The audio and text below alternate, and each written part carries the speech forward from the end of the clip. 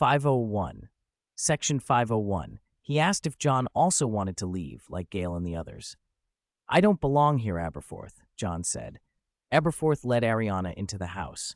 John lingered outside for a moment, raising his hand to wave goodbye at her through the window. Then he returned to Bathilda's, where he found Gale packing. "Come with us, Yoel," Gale urged. A silver pendant lay against his chest, the mark of a binding pledge. For the last time he said, "Let's change this world together and let wizards stand tall and proud."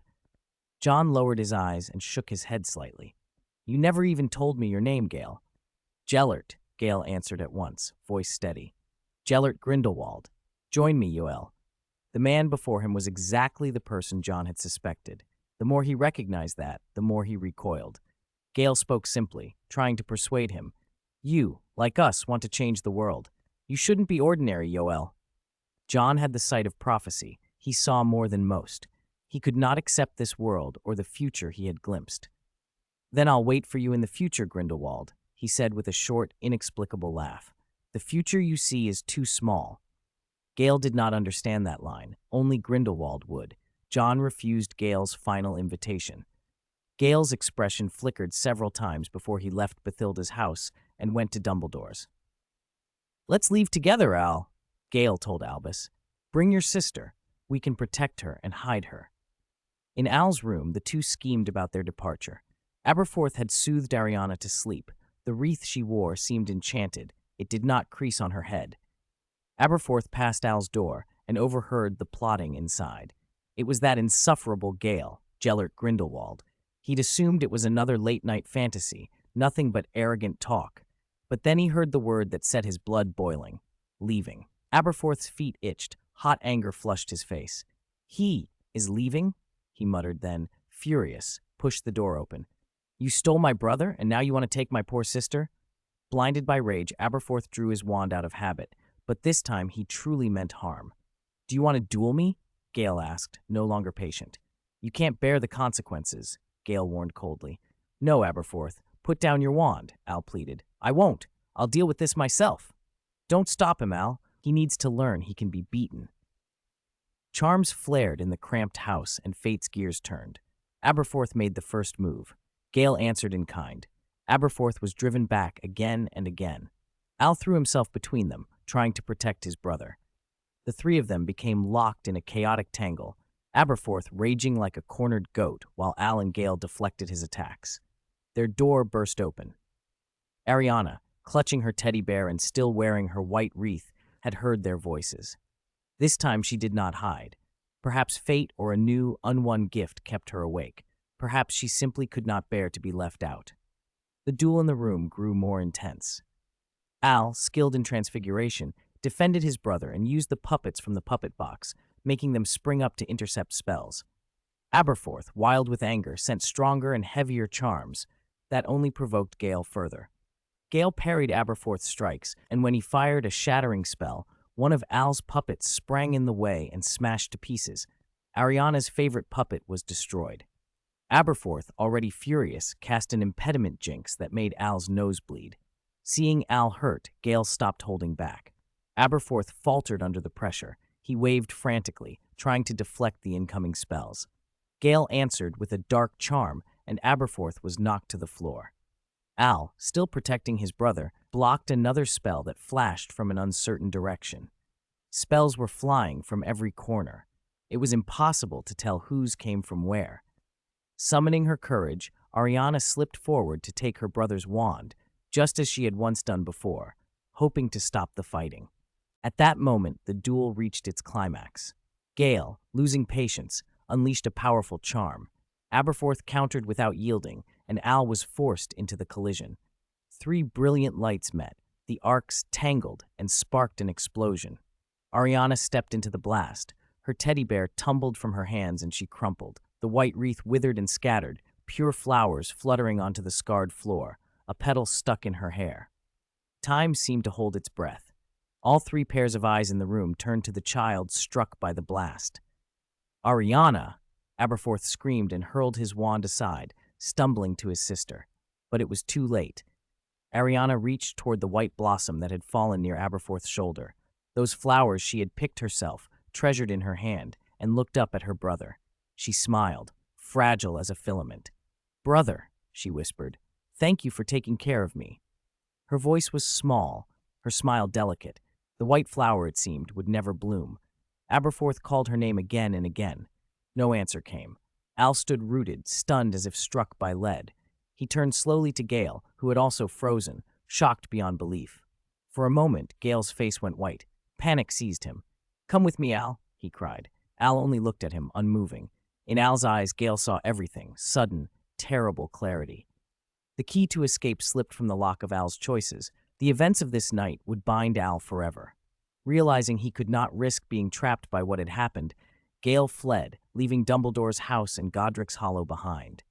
If anyone would search for a culprit, the truth could be buried in the confusion. He would take that chance and leave the question unanswered. The night fell quiet. Bathilda Bagshot sat in her rocking chair as the house settled. "Are you leaving?" she asked. John, descending the stairs, heard her voice. He turned, and in the dimness, a blurred silhouette watched him. "Section 502, yes, madam," John said respectfully to the old woman. "I think it's time for me to leave. Hogwarts is about to start." "That's still a month away," Bathilda mumbled. John smiled and stepped closer so he could memorize her face. He leaned down and gently tucked a silver strand of hair behind her ear, whispering, "I think we'll meet again, but you'll need to forget me first." Obliviate. As Bathilda wondered why he would say such a thing, a flash of white light burst before her eyes. Memories of the white-haired young man dissolved. She came back to herself in a daze, staring at the empty space where he had stood and murmured, "Strange." She shifted in her armchair, as if something were missing. The emotionally dulled old woman felt sleepy. She closed her eyes and a blanket fell over her. John walked out of Bathilda's cottage and turned for one last look. The house was dark. There was no longer reason for the candle to burn. The child she had sheltered was gone.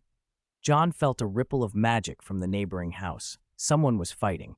The inevitability of that event weighed on him. A wave of sadness washed over him. Grindelwald had fled Godric's Hollow. On this night, Albus's dream shattered. The girl named Ariana had not escaped her fate. The storm that began when she was 6 ended at 14. The white flower that had bloomed was now fading. John sighed and turned to leave. Ariana's funeral was small and quiet. Few people attended. The brothers stood at the new gravestone placed beside their mothers. Aberforth had only said one thing to Albus the night before: "I hate you," and so did Ariana. Those words carved an indelible wound into Albus's heart. He blamed himself. His bringing the wolf into the house had caused the disaster.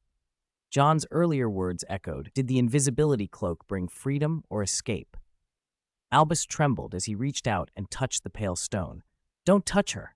Aberforth, furious, shoved Albus across the face. Blood ran from his nose. Aberforth clenched his fists, eyes red, staring at his brother. Albus said nothing, wiping the blood away with the back of his hand. A single raindrop hit the tombstone, and almost immediately the rain came down in earnest. The soil darkened, and small pools formed. Someone stepped into the churchyard, an umbrella held over them, watching the two brothers through the mist. The figure moved closer and stopped at the grave. Albus looked up, his white hair stark against the black umbrella. "Your evasion has created your first regret," John said. The words struck Albus like a blade. If he had not tried to flee, none of this would have happened. Had he truly acted for Ariana's sake? He had told himself it was for his sister, for the wizarding world, and in his dealings with Gellert, he had convinced himself that he wanted to change things for others. The truth squeezed him. He had wanted freedom, to soar like a bird, to travel and display his gifts. Perhaps it had always been about him. Tears or raindrops fell from Albus's eyes. John looked up at the grave with calm eyes. Aberforth lunged to stop him, but John kicked him into the mud. "Get lost, you good-for-nothing who couldn't even protect your own sister," he spat. Aberforth was sent stumbling, plastered in wet earth. John produced his wand and tapped the stone. Pure white flowers burst into bloom at the foot of the grave. He lifted his eyes to Albus. "Take out your wand, Dumbledore." Albus, drenched, obeyed. John raised his wand and spoke. "Albus Dumbledore." Albus looked up, bewildered. Then John flicked his wand, and Albus was hurled backward as if struck by a galloping horse. He realized too late that John intended to teach him a lesson. John lashed out again, and rusted iron rails sprang up to bind Aberforth to the ground. "Defeat me, or he dies," John said. Faced with his brother's life on the line, Albus stopped pitying himself. He rose, drew his wand, and fired. John casually redirected the spell so it shattered in the grass at Aberforth's feet. "Use your full power. Show me why you think you can change the world," John demanded. Albus pushed himself harder, but every conjuration was parried. He tried transfiguration. John turned a nearby tombstone into a huge dog, and Albus's transfigurations were swallowed by the thing's raw form. It was a complete rout. John stood with an umbrella in one hand and his wand in the other, composed, skilled, ruthless, like an enhanced version of Albus himself. Finally, John sent a streak of silver light that cut across Albus's cheek, splitting skin and leaving a smear of blood beneath the rain. John watched coldly as Albus slumped. "You can't change anything, Dumbledore," John said. Albus fell to his knees and stared at his hands. His wand lay a few feet away. A helpless, unfamiliar despair rose up in him. "So I am so insignificant," he thought. "Oh, I remember your nose is crooked." Albus looked up as a fist loomed large. It was John's, not Aberforth's. The blow sent Albus reeling backward. His nose cracked. The pain and the sound of bone breaking registered in a vicious instant. John leaned against the tombstone and whispered softly, "Sleep well, Ariana." His wand glowed white. The memories in the minds of both brothers were smoothed, the traces of John's presence erased. He glanced up at the sky. "You ran really fast, Gellert," he murmured. He had come intending to find Gellert and settle things, but Gellert had fled during the night. John couldn't find the wizard who was hiding. Frustrated, he snapped his wand down once more. When Albus came to, blood still trickled from his nose. Aberforth, furious and bruised, continued to shout, fists still raised. Albus suffered in silence. He believed he deserved it. He felt confused that his own brother could be so strong. A single punch had broken his nose. He touched it with a trembling hand, feeling its crookedness, and tried to make sense of what had just happened. Chapter 521. Hello, Nocturne Alley. 503. Section 503, 1899 was a transitional year. The country was changing fast. Carriages, finery, and polite society marked the streets. John popped a hard candy into his mouth and found himself in the leaky cauldron, whose hygiene left much to be desired. To his surprise, it was cleaner than the version he'd known in his own time. The black grime on the tables looked like the accumulated residue of a century. The current owner, however, still neglected the place. John smiled and thought, "I hope Hannah Abbott cleans it up when she inherits it." The leaky cauldron belonged to the Abbott family, and barring accidents, Hannah Abbott would become its proprietor one day. John threaded to the back alley and pressed his wand against the wall in a practiced sequence. In his time, he would have apparated or used the flue network. This crude method of entering Diagon Alley through the pub was antiquated. The brick relaxed and gave way, revealing the crooked entrance. He stepped through. The alley looked the same as always. A boy hawked dragon liver on the street. Could that kid really become the old man he remembered? Had some families really sold dragon offal for a century? The thought amused him. He passed the stalls toward Gringotts. Nocturne Alley had not yet found its ruler. Chaos and squalor were normal here. John cast a disillusionment charm and vanished from the street behind the bank. Dark wizards congregated as far as the eye could see. This was where the unsavory took shelter. Nervous witches biting their nails, merchants hawking voodoo dolls, men peddling curses. It was a shadow realm hidden inside the city. John had come to scavenge ingredients. To his future, a set of potion components would be trivial, but he was scraping by now. Unicorn horn, for example, was rare. Diagon Alley might lack it, but Nocturne Alley had grave hunters and smugglers. In a dim, stinking room, he finally found what he was after, a bracelet fashioned from unicorn horn. Perhaps some unlucky witch had it stolen, or been stripped of it after death. He pried 2 pieces free and turned to leave. Footsteps approached. He froze and melted into shadow. The door opened and 2 tall wizards stepped in, carefully carrying 3 boxes. John listened. A man with a brush-like beard said, "Egypt is full of wonders. You can even find forbidden time magics there." The other, bald and sour-faced, replied, "Those strange sands cost us dearly." They were grave robbers, John realized, caught in a pyramid where greed had turned to blood. The brush-bearded wizard opened a box. Inside was an hourglass. "This should be the oldest time-turner," he said greedily. "Collectors will pay a fortune." The bald man agreed. "Even damaged, collectors prize history. It gives them prestige." His hand crept toward his wand. "So 3. How do we split them?" "Do I need to explain?" the brush-bearded man snapped. "I take everything." Words turned to motion. Wands appeared. Spells were shouted. Avada Kedavra met a blasting curse. Light slashed the darkness. An explosion, then silence. Greed had made them kill each other. John emerged from the shadows and walked around one corpse to the remaining boxes. One contained a small copper snake. The other held a gem like a serpent's eye. He frowned.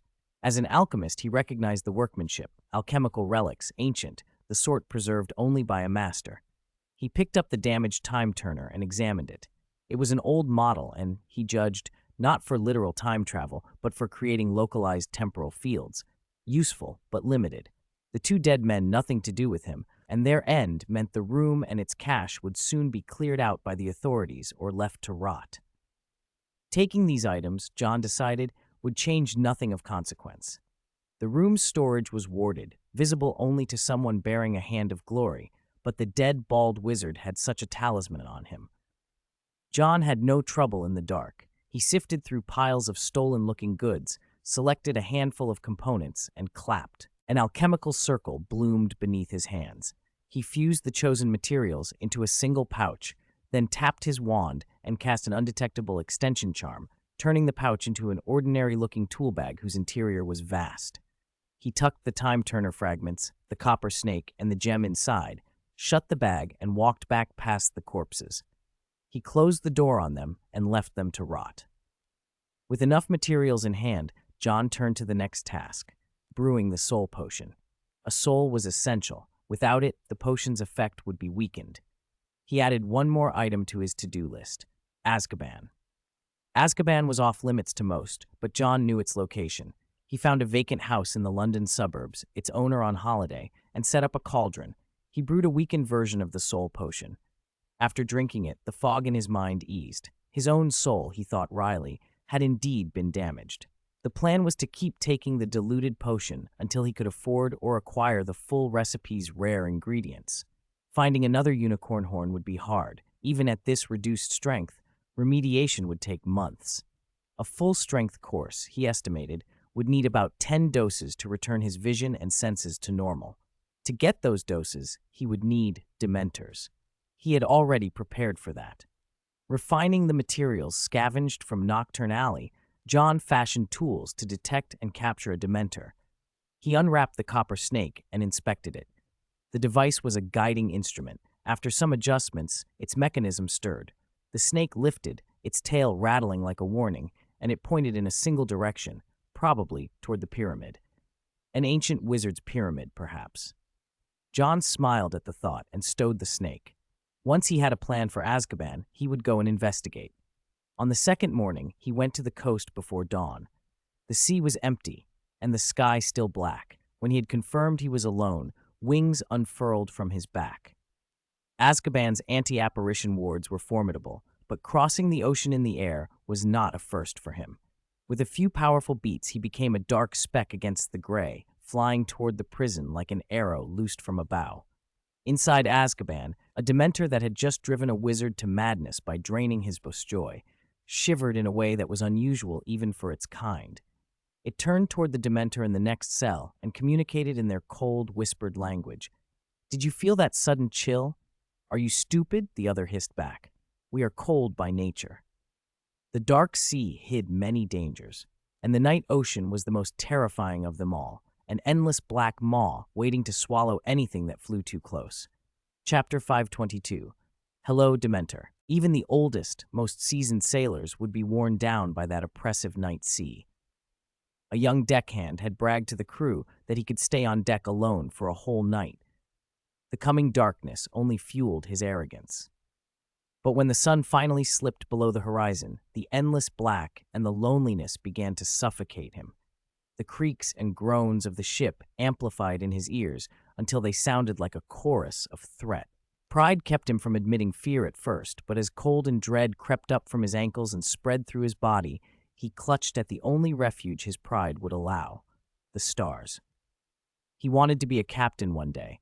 Knowing the constellations was part of that future. He searched the sky for Sagittarius. That night there were no clouds. The stars were pinpricks of light, far sharper than in the city. You can do it, he told himself. Don't let them look down on you. He lost himself in the stars, sketching the course of the voyage in his head. Then the sky went utterly black, as if someone had pulled a curtain over the heavens. The young man screamed and slammed on the cabin door. The sky! It's been swallowed! Inside the cabin, the older sailors laughed. Coward, they said. He couldn't take the ocean at night. No amount of explanation or pleading changed their minds. Then the darkness at the edge of the sky thinned and moved. No, it did not fade, it flew past. A massive shape like a winged beast passed overhead, its shadow swallowing the sea. Orcas cried to one another, and fish buried themselves in the sand. Creatures of the deep, bereft of human reasoning, read the thing as a portent of death. Its wings beat all day. The shadow it cast seemed like the end of everything. That shadow belonged to John. High above Azkaban, the gargantuan body that had darkened the horizon folded in on itself. As he passed through the clouds, his form contracted, and he took human shape. He plummeted from the sky and struck the surface of the sea. A shark, drawn by the scent, turned and lunged with a bloody maw. John flicked his wand. An invisible blade cut through the animal, splitting it cleanly in two. Blood flooded the water, and for a moment the enraged sea life surged toward him. John released a wave of power, something like a dragon's presence, that radiated 100 meters and sent them scattering. A tail, sleek and powerful, unfurled behind him and beat the waves as he swam. He knew Azkaban better than most, better than anyone perhaps. He had planned to take over and rebuild it. He knew its hidden annotations and ruined corners. At the very bottom of the island, there was a sea-worn grotto, once used by Extus as a landing to lure sailors closer. After the Ministry took control and came and went by thestral carriages, that dock had been abandoned and all but forgotten.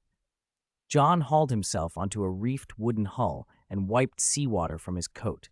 A tap of his wand activated a supersense charm, filtering and streaming the grotto's details into his sight. No one had been there in years. Even the island's Dementor guards did not know of this place. Half-buried wrecks and rot-stiffened cargo lay in the cave's mouth. A sealed staircase led upward. The mortar had been healed over like a closed wound. John walked to it and tapped the stone.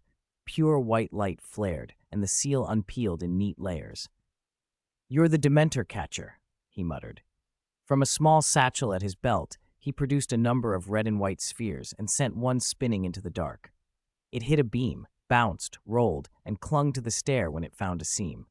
He tossed a dozen more, and each popped open somewhere in Azkaban's shadowed corners, releasing the strange devices he'd made, Dementor catchers, into hollows and stairwells where the guards liked to glide.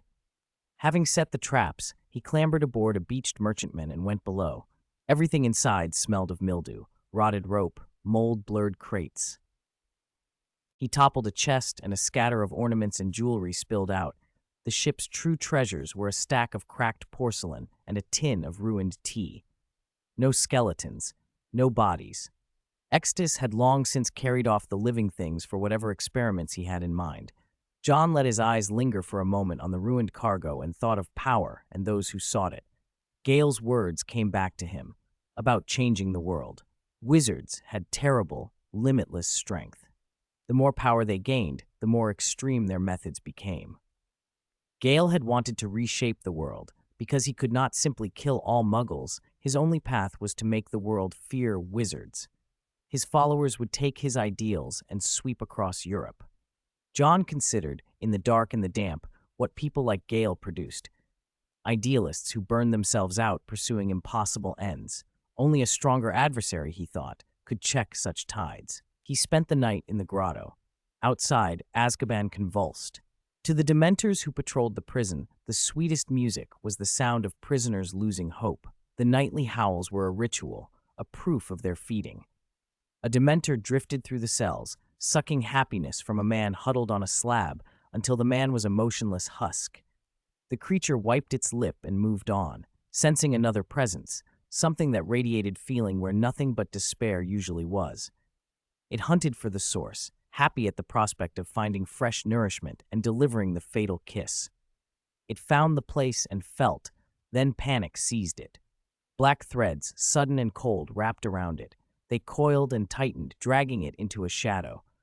The spherical devices had opened and shot forth a mesh of inky strands that bore the Dementor inward. The little shell of a thing stuffed the Dementor into its hollow, compressing it until even a being that had no bones might have been broken. The screams cut through the night, but the cave swallowed them. Prisoners who would have shrieked with despair held their breath instead. One by one, the Dementors found the same fate. Where a Dementor flew, it encountered the black webbing. Many tried to flee as if from a natural predator, but the threads chased and tightened. The catchers filled one after another, 13 in all. When the last snare had gone taut, the spheres rolled back along the path John had set for them, clanging together in the dead stillness of Azkaban. The metallic sounds rang like a dark little legend among the prisoners.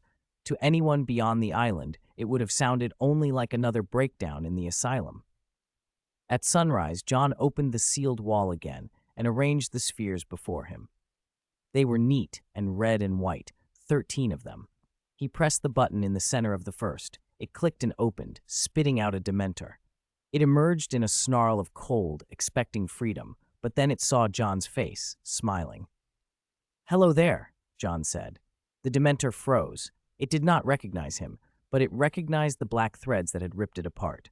The creatures had been sundered, the dark curse of their nature separated from the silvery white core of whatever passed for their souls. John gathered empty containers he had found aboard the wreck and set about collecting. He coaxed the silver-white essences from the catchers and sealed them away, one after another. When he had 13 pale, trembling packets of a thing that was half memory and half light, he stroked his chin and said, almost to himself, "It seems there aren't quite enough." 505. Section 505. Then stay a little longer. By nightfall, 13 more Dementors had been captured. This went on for several days. When the Dementor's internal organization noticed what was happening, John left Azkaban with the Dementor souls he had collected. He carried 40 of them. He traveled on a dilapidated ghost ship, its bow fitted with a crafted soul lamp.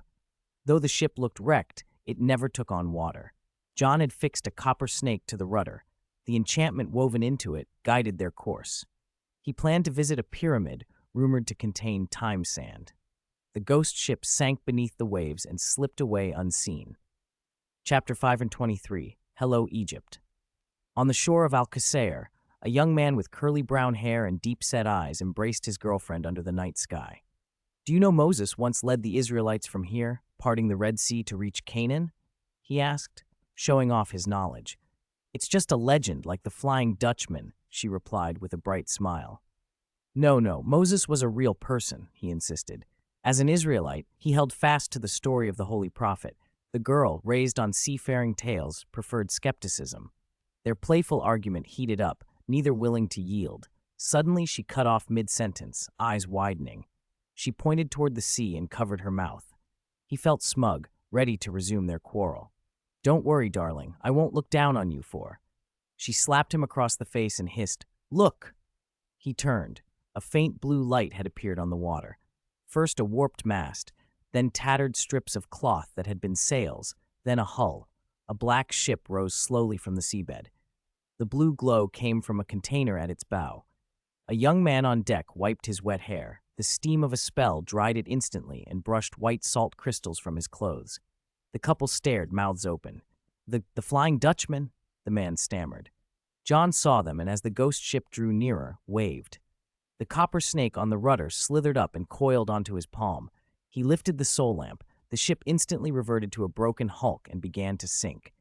John walked the deck as the ghost ship sank and stepped ashore. He gave the frozen couple a polite bow. "Excuse me, where is this?" "Alqusair," the man answered, still numb. "It seems I have some distance to go," John said, and the copper snake pointed. He had been at sea a week since leaving Azkaban, and the snake's enchantment had led him to Alqusair in Egypt. With the copper snake coiled around his wrist, John handed the soul lamp to the man. "Hold this for me, please." The man took the lamp stiffly. To him, John looked like Captain Davy Jones, a ferryman of souls. Why would such a ferryman be in Egypt? Before the couple could react further, John drew his wand and sent a white light across them. Their fear melted into confusion and then blank forgetfulness. When John took back the lamp, he said simply, "Thank you for your cooperation." The man blinked, then looked at his girlfriend. "Were you talking to me just now?" "What are you talking about?" she asked, baffled. "You see, the Flying Dutchman's a legend, but Moses, parting the Red Sea?" she scoffed. "I'd sooner believe my toes can bite." They resumed their original argument, oblivious to the apparition. John had already vanished in a ripple of motion. Alquerçer was a rough port. Guided by the copper snake, John pressed inland through wind, sand, and cold. The faint blue flame of the soul lamp glowed eerily at night. It was what he used to collect souls. By now the lamp held 32 of the Dementor souls he'd captured, part of the 40 he'd taken from Azkaban. Having reached alchemy level 7, John could now imbue ordinary objects with temporary, unusual properties. In effect, he could make tools function like Horcruxes. That was how the ghost ship could travel underwater. He retrieved a bottle of soul potion from his temporary satchel and drank. His vision cleared significantly. He was no longer the man who couldn't tell people from animals beyond a meter. The copper snake's tail made a faint rattling like a rattlesnake as they moved on. Many places in Egypt were still barbaric, scarred by constant conquest. Even walking at night, the soul lamp's light kept most people at bay. After some time on foot, John decided walking was too slow. He wound the copper snake from his wrist along the path to his wand and closed his eyes to pick up the enchantment's directional thread. "Soul lamp guides the way. Copper snake tracks the trail," he murmured. He waved his wand and vanished. When he reappeared, he had already traversed miles of desert. The copper snake froze. John tried a universal repair charm. He patted it twice, but there was no response. "Looks like apparition interference," he muttered. "It'll take a while to recover." Around him, the desert stretched without end. Night in the desert brought dangers, biting wind, blinding sand, and a frost that could kill. Fortunately, John's dragon constitution kept the cold at bay. He rested and waited for the copper snake to regain its senses, wondering all the while what kind of magical beasts the poachers had been after to come so far. A small rattlesnake tried to bite him. John released a tremor of dragon mayhem, and the reptile's tail stilled. Before dawn, the copper snake's wristband trembled. It had recovered. He wound it back up and said, "One more try." This time, he didn't risk another long apparition. He closed his eyes and let the copper snake tug him through the narrow conduit of space between where he stood and where it pointed. When he reappeared, it was no longer open desert, but a forested area. The snake's reaction flickered again, but John felt the pyramid must be near. He had used a lot of magic already and moved steadily, guided by the faint tapping of the snake. A large river came into view. The copper snake's tail clicked faster. Its eyes glowed red. John opened his hand, and the little snake coiled up, sliding toward the bow of a submerged wooden raft that broke free from its mooring and rose to the surface as if pulled by an invisible cord. "Why does this feel like a grotto?" he wondered. The raft reminded him of something similar he'd seen in a grotto before. He stepped onto the raft, and it dipped under his weight. The snake slithered to the bow, and the raft slid free from whatever had anchored it, moving along the river as if powered by a hidden enchantment. John held the soul lamp while the landscape rushed by. Though it looked slow, the raft was faster than a flying broomstick. He couldn't help admiring the craft. The designer was not only a skillful wizard, but an excellent alchemist as well, he thought. After nearly an hour, the raft's speed slowed. The morning sun was already high and dazzling. The raft ground to a halt. John stepped ashore, the copper snake uncoiling and slithering away from the raft into the grasses. Section 506. The raft began to sink, and John lifted the copper snake. It pointed in a direction, as if indicating the final stretch. He followed its guidance through the dense forest. Then he stopped. He finally understood why poachers came here. Coiled around an ancient tree choked with vines was a three-headed giant snake, a runed serpent. a rare magical beast that lays its eggs in its mouth, eggs worth more than any normal commodity on the black market. One such creature was enough to make anyone tremble. John didn't. As a Parseltongue, he could understand it. The left head said, "Look, lost lamb. Is it? That tough one again brought someone to that place where people don't come back." The middle head muttered, "I am a scoundrel snake." The right head snapped, "Stop blabbering. I hate that about you. Who are you putting on a show for all day? You've been in this broken place too long. Keep nagging and I'll scatter you into ash." Hearing them, John could see why this beast was more comical than terrifying. Each head thought differently. The left planned, the middle daydreamed, the right criticized. Three minds in one body seldom agreed for long. Often the heads turned on each other. John noticed the rune serpent's fangs had been pulled out, which explained how it had grown so large without killing itself. The right head's foul mouth had clearly gotten it beaten before. "Stop hitting me. He understands us," the right head suddenly shrieked. The middle one paused and repeated, "I am a scoundrel snake." The left head slid down the tree and came closer. "Hiss, hiss. You understand what we're saying?" John nodded. The three heads circled him. "You're the first in so many years to understand us," the left said. "I am a scoundrel snake," the middle added. The right demanded, "My neck itches. Scratch it for me." They took a strong interest in him. After a slow circle, the left head said, "You want to know about that place? I can tell you, but you must do something for me." "What is it?" John asked. The left head bumped the right one, which kept complaining about its neck. "Bring me food. I'm hungry. Feed me and I'll tell you." John blinked. "Is that all?" "That's all." The left head coiled around the old trunk. "An old wizard trapped us here and pulled out our fangs so we couldn't kill one another." "I am a scoundrel snake," the middle said. "If not for that old man, I'd have scattered the left one's ashes long ago," the right barked. As usual, the right got berated. John admired the wizard's method. The request was simple enough. Fish would be plentiful in the large river he had come from. He walked back, wove vines into a huge net with his wand, and lowered it into the river. After a while, it came up full of fish. He cast a levitation charm, and the net floated behind him as he returned to the ancient tree. He set the net down beneath the roots. The scent of fresh fish drifted up, and the three heads fell silent, then surrounded the catch and ate. After centuries trapped here, they had survived by eating leaves and fruit. The fish restored them quickly. As they fed, fangs began to grow back in their mouths. When the last fish was gone, their fangs had fully returned. The left head, gleaming with dagger-curved fangs, lowered itself and hissed, "Thank you, generous wizard."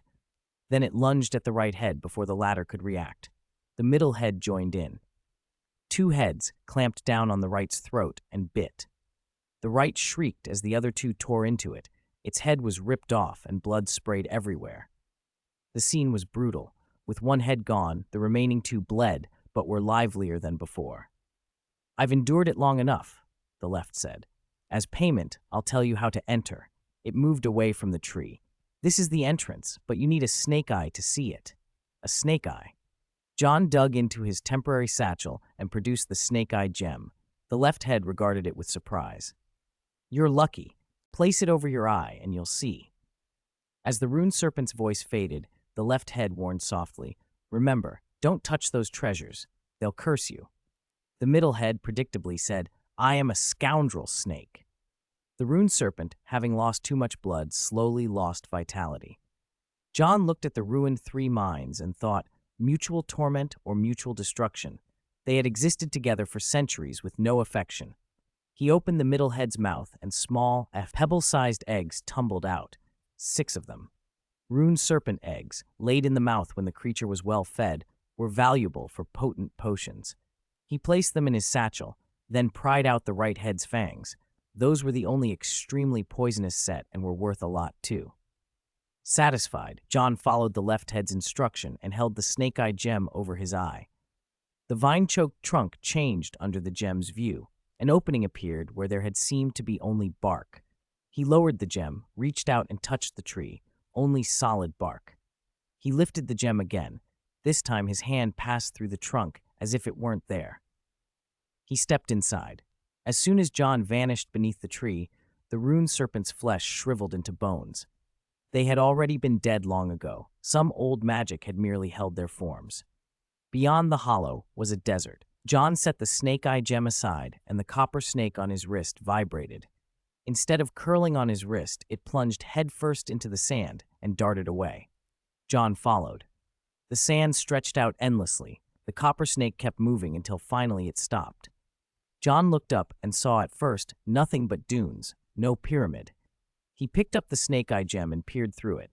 Through the gem, a black pyramid rose from the sand. Its guardian wasn't a sphinx, but a basilisk with a human face.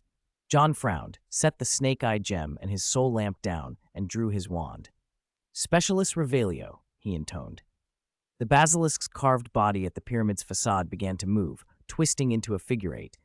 At the same time, an entrance opened at the pyramid's base, but the door was intangible.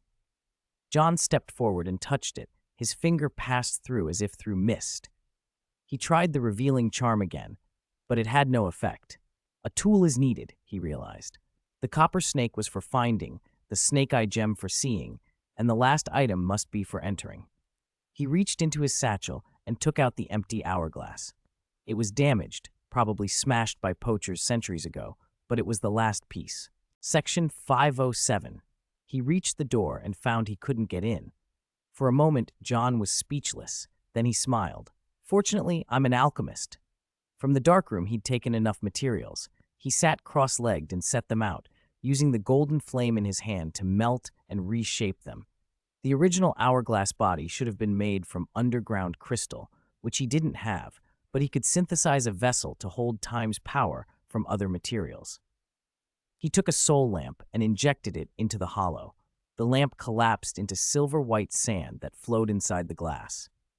With his wand in his left hand, he traced a Mobius strip and engraved it into the hourglass so the time power would circulate and amplify through the sand. A single clap completed the last repair. He grew a tail to hook the soul lamp, then held the snake-eye gem in his right hand and the repaired hourglass in his left. He flipped it over and watched the illusory door change as the sand ran. Time was the key to opening this door. This was the work of a wizard who dabbled in forbidden arts. If anyone else had found the broken hourglass, they'd have been stopped at that point. Only someone equally adept with such dangerous magic could pass. John felt a thrill. As a wizard, he had Slytherin's cunning and a Gryffindor's love of daring. Easy problems bored him. This demanded his full attention, and that excited him. As the last grains fell, the illusory doorway solidified. The eyes of the human-faced snake statue standing guard rotated and seemed to study him. John felt its gaze on him, and when he looked back, the statue's eyes turned away as if nothing had happened. "A door between reality and illusion," he murmured. The hourglass was an anchor. Set the time correctly, and the door would revert to a specific moment. Whoever had left this tool behind was powerful. John's mind flicked through names. Wizards capable of such craft were rare. Ambrosius came to mind. John's own time magic had profited from Ambrosius's work, but this place didn't feel like somewhere Ambrosius would settle. He considered Merlin as well. Merlins were like an idea. Wherever magic was born, a Merlin might appear. In any case, he would only know once he went inside. The door finished solidifying. John touched it. His finger met resistance. He pushed, and the stone moved, revealing a passage. It was a pyramid frozen at a particular point in time, a time anchor that allowed entry from any era to that precise instant. Inside, a mural showed many ages. A wizard in a pharaoh's headdress gripped a snake staff. John raised the snake-eye gem to his sight. The mural dissolved into a stone door carved with countless intertwined snakes. He tried the handle, but it held fast. Wand in hand, he whispered, "Alohomora." Gears turned within the stone. The snakes uncoiled and bit their own tails until each formed an Ouroboros, an endless loop. The door eased open to a steep staircase. Each step was narrow, barely wide enough for half a foot. He descended, tail lamp casting a thin glow in the tunnel. After nearly an hour, a bright light appeared. He raised the snake-eye gem and peered through it. A long corridor stretched before him. Looking up, he saw a snake-like passage running above, a place that offered no obvious up or down. He lowered the gem and the ceiling reshaped itself. Illusion and reality overlapped here in every direction. The corridor felt like any old pyramid passage when he tapped it with his wand, but when he slid the gem over his eye paths and doors that had been invisible snapped into plain view. He entered rooms that switched between anachronistic scenes and their ordinary interiors, depending on whether the gem was in place. In one chamber full of burial artifacts, he slipped a few golden scarabs into his pocket. With the gem on the room, became a single plank bridge suspended over a pit full of spikes. He took the gem off, and the solid room returned. At another door, a cloud of pulverized pigment choked the air. He covered his nose, put the gem on, noted the altered layout in his head, then took it off and moved through. He repeated the switch so often he nearly misstepped and fell. The illusion and reality switching was a puzzle designed to weed out the careless.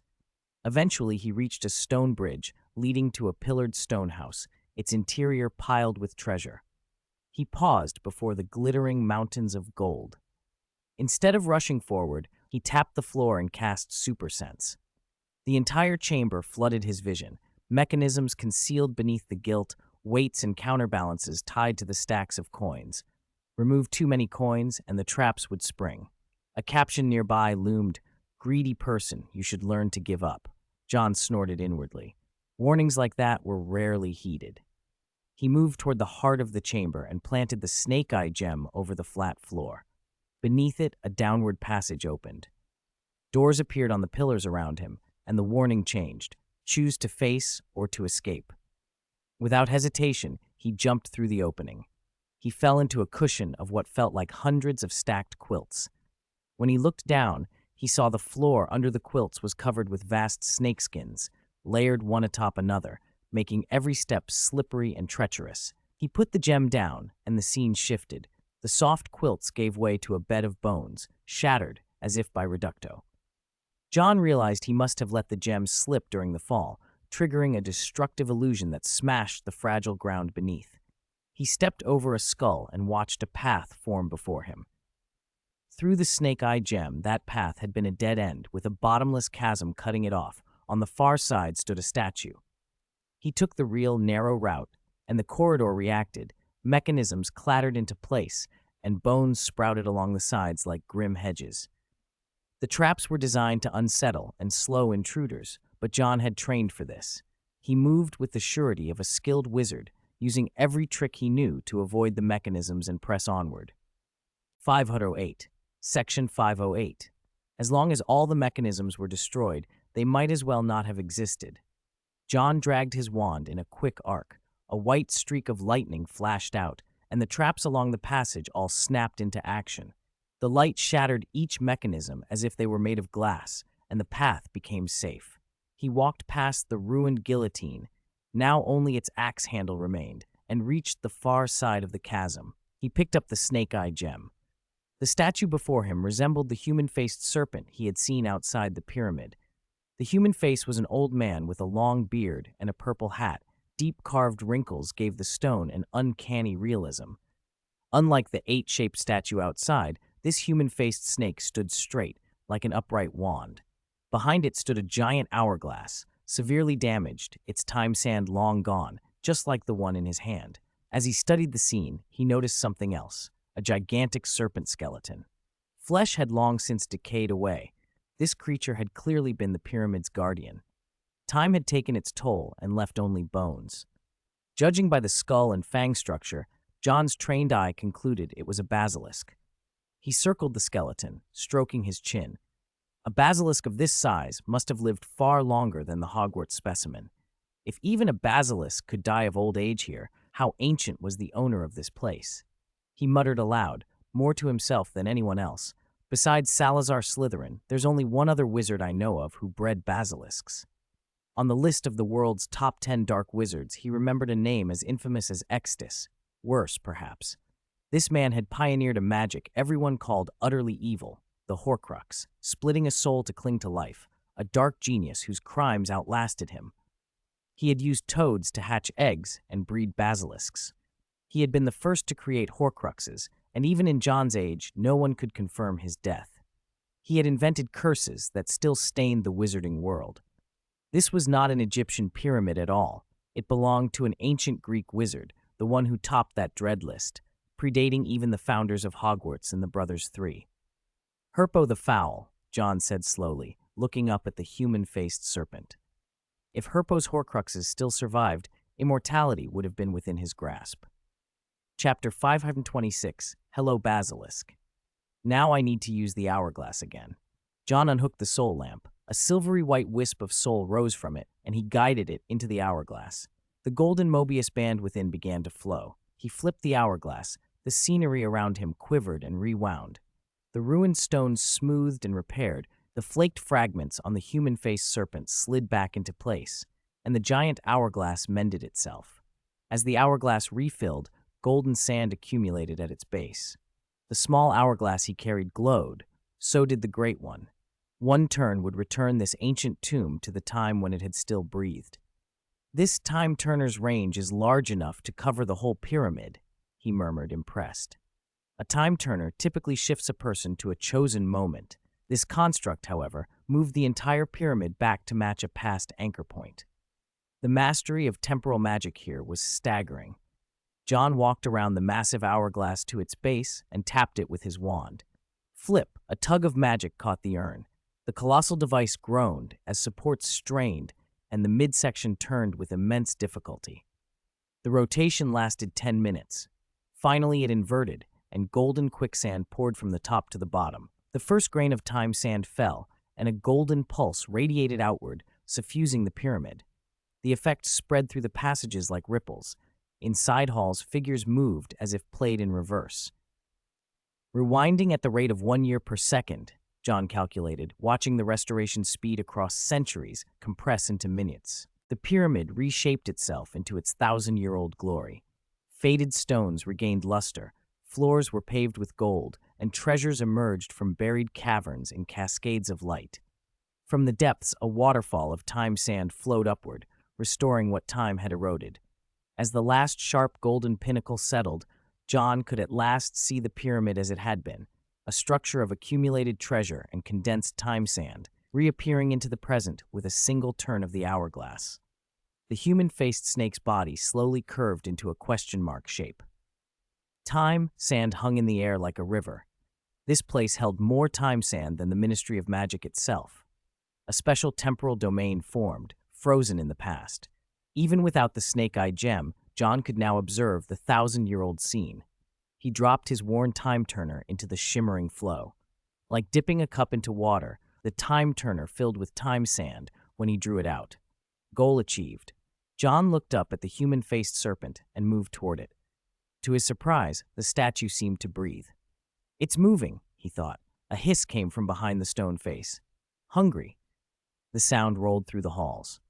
A basilisk far larger than the one in Hogwarts slowly pushed its head out into the restored chamber. Through continual shedding over the centuries, it had grown to immense proportions, more than twice the size of its kin at Hogwarts. The creature's massive body slithered, releasing a hissing that vibrated the air. John remembered the snakeskins he had touched earlier.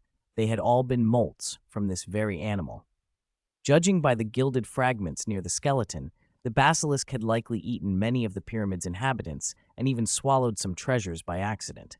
The beast turned, guided by scent. Its movements were heavy but purposeful. Speed was unnecessary when its gaze was deadly. The basilisk's orange-yellow eyes fixed on John. Normally, a victim's life would end outright at such a look, yet this time the creature's pupils widened in confusion. How strange. Why is he unharmed? It seemed to think. The enormous body slid further out. This was a serpent king. John met the stare without flinching. For an instant, his own irises changed. Two slender vertical pupils, not unlike a serpent's, appeared and gave off a cold, uncanny presence. A three-point chill seemed to radiate around him. He raised his head and said calmly, "Hello, Basilisk." Section 509. His voice turned cold and hoarse, like a snake's hiss. "Basilisk, tell me, who is your master?" John, with basilisk blood running through his veins, was not afraid of the creature's gaze. The basilisk froze. It had heard Parseltongue and hesitated. "Are you the master's descendant?" it asked uncertainly. Clearly, the basilisk's master had been a Parseltongue too, a talent passed down by inheritance. The creature's mind was simple. It assumed any Parseltongue speaker must be the master's descendant. Descendant of the great Hellbow, the basilisk bows before you, it intoned. The basilisk lowered its enormous head to the ground, its orange-yellow eyes like lanterns fixed on John. Great Hellbow? If John was remembering correctly, Hellbow was another name for Herpo the Foul. In the basilisk's mouth, the foul name had become grand. John confirmed his suspicion and asked, "Tell me, where is Hellbow's most precious treasure?" He didn't deny the basilisk's assumption and let it lead. The snake had stayed in the pyramid until its death and had been Hellbow's pet.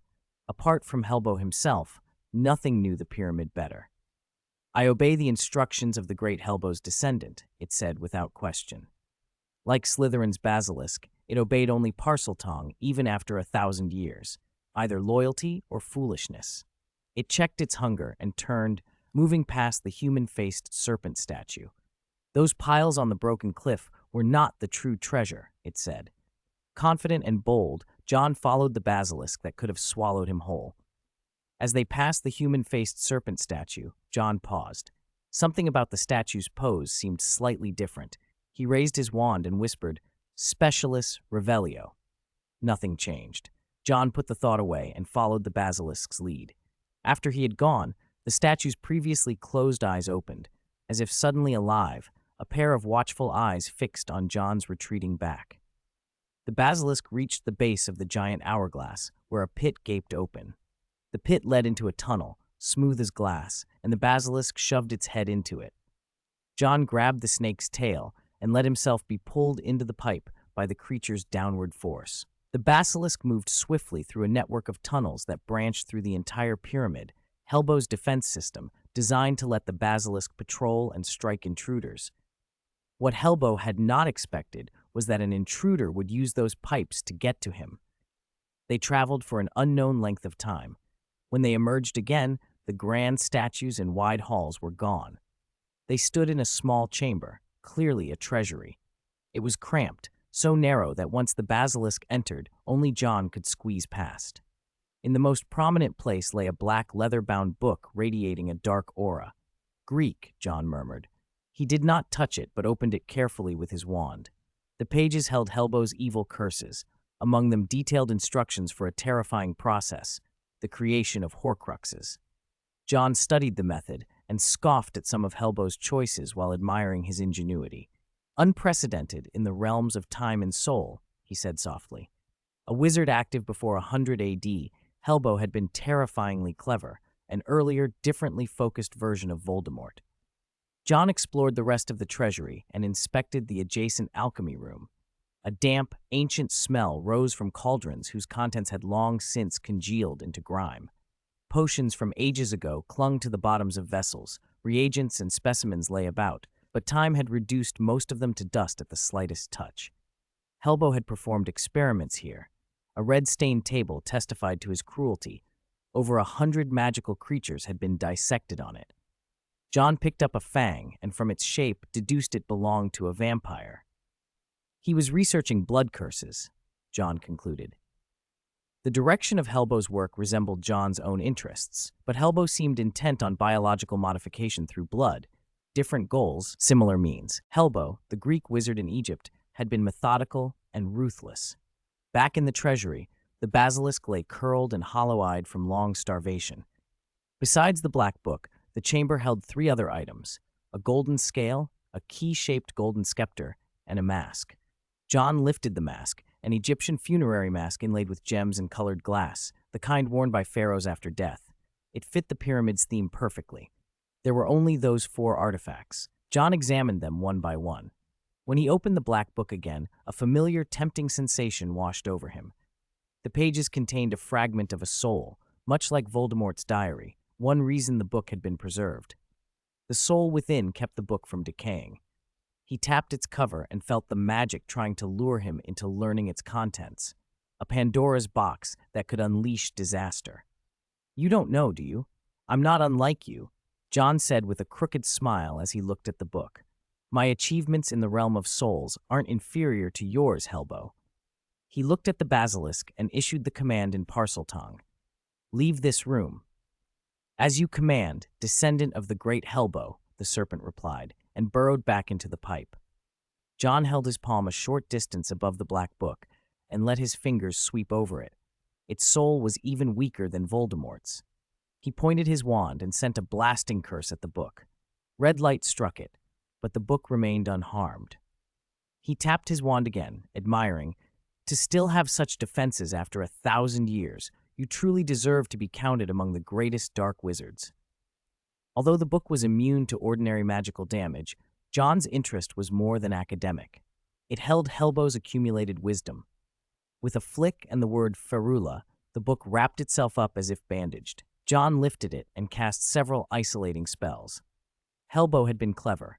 Only an excellent wizard would reach this room, and the better the wizard, the harder it would be to resist the temptation to use what was written. How many Horcruxes did Helbo make? John wondered aloud. Wings unfurled from his back, and with a beat, he rose and flew up through the same pipe the basilisk had used. He emerged beneath the giant hourglass again. The basilisk, still weak from hunger, looked listless. After landing, John studied the creature, long-lived and loyally obedient. No wonder Herpo the Foul and Slytherin had favored them as guardians. It was time to use the potion. John pulled a vial of soul potion from his temporary satchel and uncorked it. The action did not go unnoticed. As he raised the vial to his lips, he realized something was wrong. The distance between him and the human-faced serpent statue had shifted. The statue, which had faced outward before, had turned and was now looking directly at him. Its expression had twisted. The serpent's body had coiled and turned to stare, motionless, at John. He downed the soul potion in one gulp and immediately canceled the distraction with a spell. Reducto! White light hammered the statue's upper body. Stone and plaster crumbled. For a single breath, the giant statue collapsed, but then, unnervingly, time seemed to reverse along its ruined form. The disintegration rewound, and in the span of a breath, the human-faced serpent's body knit itself whole and returned to its original appearance. Chapter 510. The human-faced snake opened its eyes, its living irises locking onto John. "This place isn't so simple," it seemed to say. John kept firing shattering spells. Each white beam split into 3 and burst across the snake's scales, but the creature mended itself almost as fast under the effect of the time sand. Even his advanced shattering spell couldn't finish it. The statue came back to life, the body no longer stiff but lithe and sinuous. Its long tail whipped out, smashing a decorative lampstand. There was no way to fall back. The solidified domain had sealed the approach behind them. The snake hissed, a sound that woke the previously listless basilisk. The great serpent straightened and charged toward John, its fangs like scimitars, gouging the stone as it moved. "Stop, basilisk," John spoke in Parseltongue, and the basilisk stilled. The human-faced snake hissed again, urging it on. John's expression hardened. If he couldn't shatter the thing, he had to trap it. He spun his wand and sent the golden treasures along the corridor flying up. "O pugno!" The gold buried the human-faced snake. The statue opened its mouth and sprayed crimson flame. The gold it touched melted instantly, turning into molten metal that cascaded off the idol and surged toward John like a waterfall. The molten gold poured over him, the heat igniting his clothes. The snake kept spewing fire, trying to drive him over the cliff edge. A roar cut through the inferno. Golden flame erupted. John stood unburned beneath the searing flow as his body swelled, armor and robe dissolving into scales of light. A golden dragon tore itself free of the molten metal, inhaled, and blew another sheet of golden fire. The two fires collided, gold against crimson, and the heat beneath them turned the floor into a river of lava. The golden dragon advanced step by step, its flames overpowering the crimson jets and forcing the human-faced snake backward. The snake kept retreating until flames finally licked and charred its head. The fire forced the creature into a cycle of constantly melting and knitting itself back together. John returned to human form and flicked his wand. Gold flowed up and around the statue, forming layer upon layer. Golden prison spell. He drew another breath and added the finishing charm. Blizzard. A cold wind poured from his wand. The molten sphere rapidly solidified into a massive golden orb. The human-faced snake lay sealed inside. John stepped forward, his clothes gone from the heat, his skin gleaming, revealing a lean, well-muscled frame beneath. He pressed his hand to the gold and cast a super sense spell to probe its interior. The gold had set into an unyielding prison, wrapping the snake from head to tail. The basilisk twitched, still ready to strike, but John said, "Stop, basilisk." The great serpent hesitated, unsure whose command to obey. The small satchel John had carried had been torn in the fight and its contents scattered: the golden mask, the golden scales, the golden scepter. The bindings on the black book had come undone, and it lay open and quiet on the floor. Among the scattered items were soul potions, the ones that could repair souls, 3 in all if you counted the bottle John had already drunk. John snapped his fingers, and the pieces came back into the ruined satchel. He sifted through what he needed, plucked out materials, and conjured a new, simpler satchel and a robe for himself. He had just turned to the sealed golden sphere when it moved. The solidified gold shivered and began to soften. Time reversal. The words arrived like a cold gust from the enormous hourglass standing behind the sphere. The hourglass pulsed, the golden shell collapsed and burst like a blown bubble. The human-faced snake shot out and lunged straight for the soul potions. John drew his wand. His eyes narrowed into vertical slits. He whispered an ancient command. "Soul, come back." A pulling force streamed from the wand. Thick white smoke peeled from the snake's body, and from within the smoke a shape was wrenched free. John had ways of dealing with Horcruxes. The human-faced statue slumped, lifeless, and fell with a shudder that rattled the floor. John stared at the thing he'd drawn out. It was the soul of a wizard, thin, bedraggled, ancient. He named it aloud, Herpo the Foul. The apparition was an old man who inspired no respect by his looks, decrepit yet vicious, wearing a purple wizard's hat oddly paired with pharaoh-like garb, his beard long and unkempt like an elderly Dumbledore's. Even Lord Voldemort, later and terrible as he was, ranked below this name in the grim roll of history. Herpo had been the first to pioneer what Voldemort perfected, Horcruxes and the raising of monstrous beasts like basilisks. Before Herpo, no wizard had dared tear his soul to buy a sliver of immortality. He had invented the unthinkable. But invention has a price. John twitched his wand, and the freed soul was drawn into 9 bands of light that snapped around it like chains. He regarded the floating, ragged figure. "You built this pyramid and studied time magic here," he said. Herpo's voice rasped like dying leaves. "It is great Herpo," he pronounced, with the arrogance of an old master. His face was gaunt, black hair, an aquiline nose, hollow eye sockets where his eyes had been transferred to the human-faced snake, and what remained of his skin sagged with near-death pallor. "You escaped death and lived on," John said. "After 1,000 years, you wanted resurrection. What path were you aiming for?" Herpo's cracked lips curled. He was a dark wizard and an alchemist. He chose the most advantageous route. "We can make a bargain," he said, suddenly eager. "I will teach you every scrap of my lifelong knowledge, my magic, my methods, if you help me return to the flesh." Knowledge like that was currency beyond measure for a wizard. John remembered how Quirrell sought Voldemort for power and became his vessel. Herpo's offer would tempt many. John, however, simply watched. "I discovered this place," Herpo went on, "a mine in temporal flux. Using what I learned, I built this pyramid, ancient Egyptian magic, the scales of balance, the key of resurrection." John's mind flicked to the other items he had found in the treasury. The imagery fit, ancient rites, symbols of judgment and rebirth. Herpo's face flickered with a cruel light as he explained himself. "I tried to make death remote. I split myself. I made Horcruxes. For a while, I was beyond death. But not free," John cut in. Herpo's voice hardened into a rasping roar, the last shred of composure breaking. "Freedom, true eternal life, is not to rot in a jar and watch the world pass. I was trapped here for 1,000 years, left to gnaw at myself while another stood safe. Even the basilisk is dead, and I have not spoken for a millennium. He separated me to chase his own immortal coil, and I was to be bound here forever. Is that justice?" He spat venom at the memory. "He is full of foulness, Herpo the Foul." His own name echoed in his fevered brain, a self-condemnation and an assertion all at once. For a moment the soul hung between mania and despair, a ruined thing lit from within by ambition and hatred. John kept his wand steady and the 9 chains tight around the shade, listening as the greatest of old crimes and older egos bared themselves in the cold air of the pyramid. 1,000 years of solitude is enough to corrode even the greatest wizard. A fragment of Helbo's soul had split off after he built the pyramid, and a millennium of isolation had left that fragment thin and bitter. It even nursed a grudge against its original body. It came to John with an offer: use the things Helbo had left in the pyramid to resurrect the master. In return, the fragment promised everything Helbo could grant: wealth, power, any desire.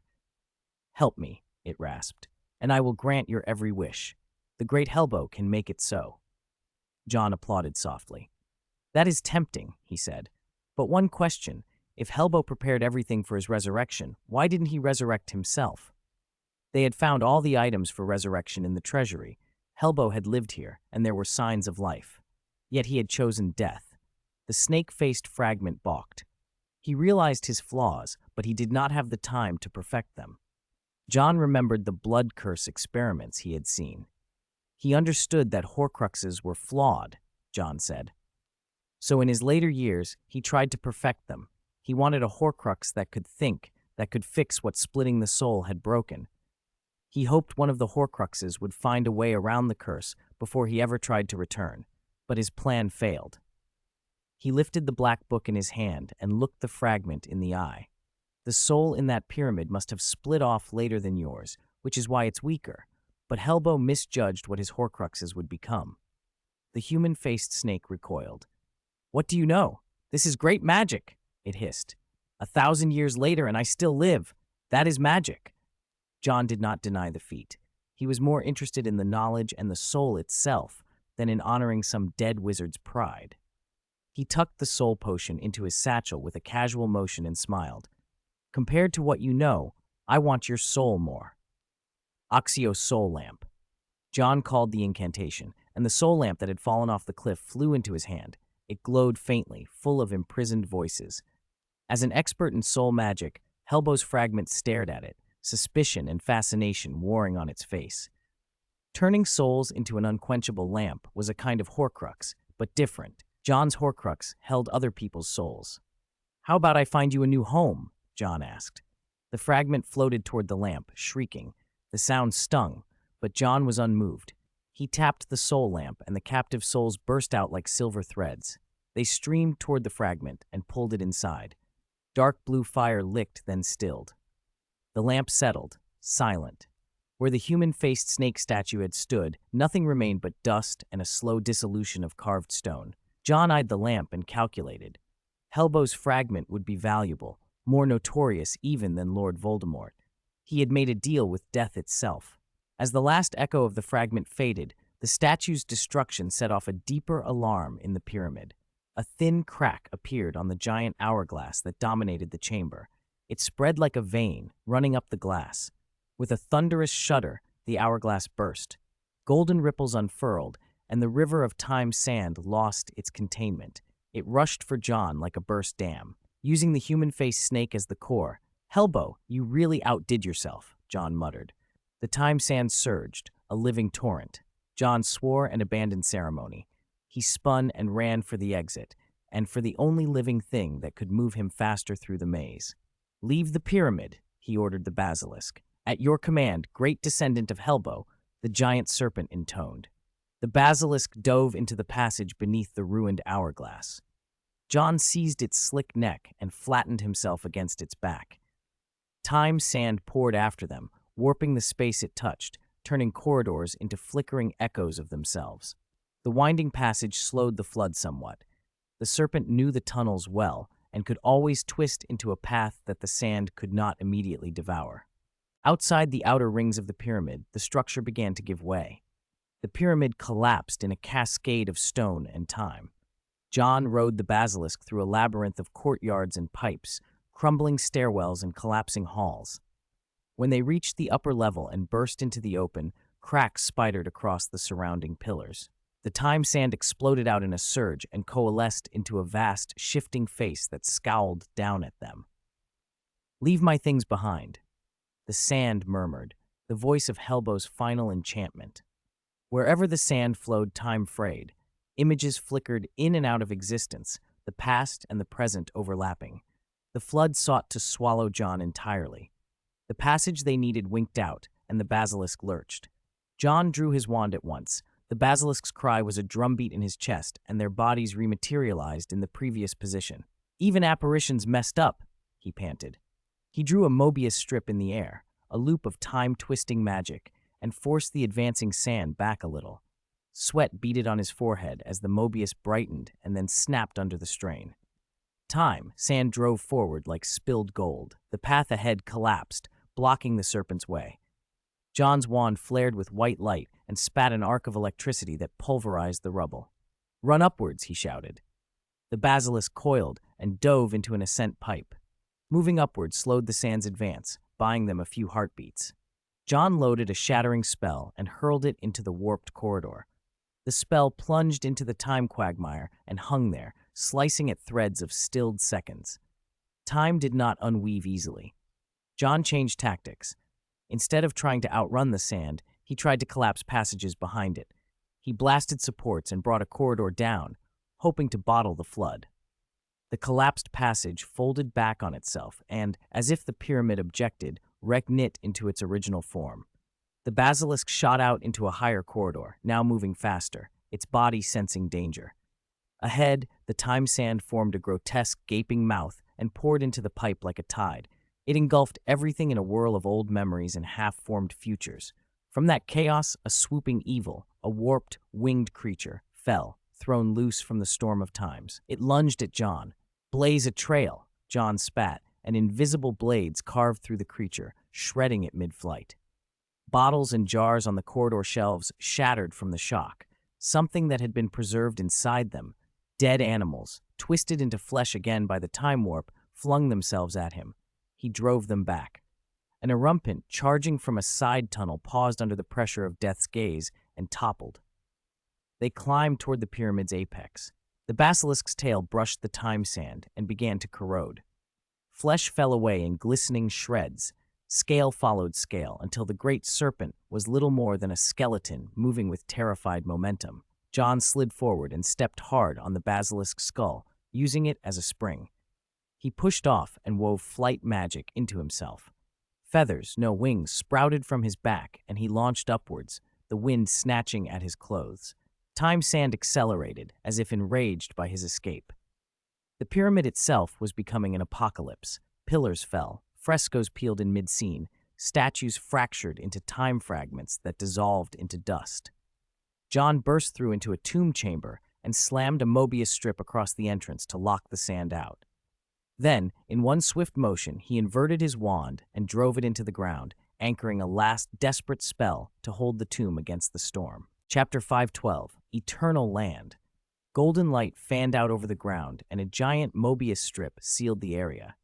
John had no way out. Outside, the time sand closed in on the tomb chamber, and time's erosion began to ravage the surrounding structure.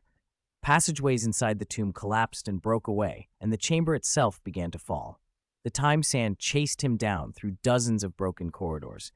Each impact spat blood from John's mouth. He shoved his wand, jammed in the floor, with one hand and cast a levitation charm. The tumbling chamber stilled as if nailed to the air. The pause lasted only a heartbeat before the time sand rolled over it, seeping through every crack.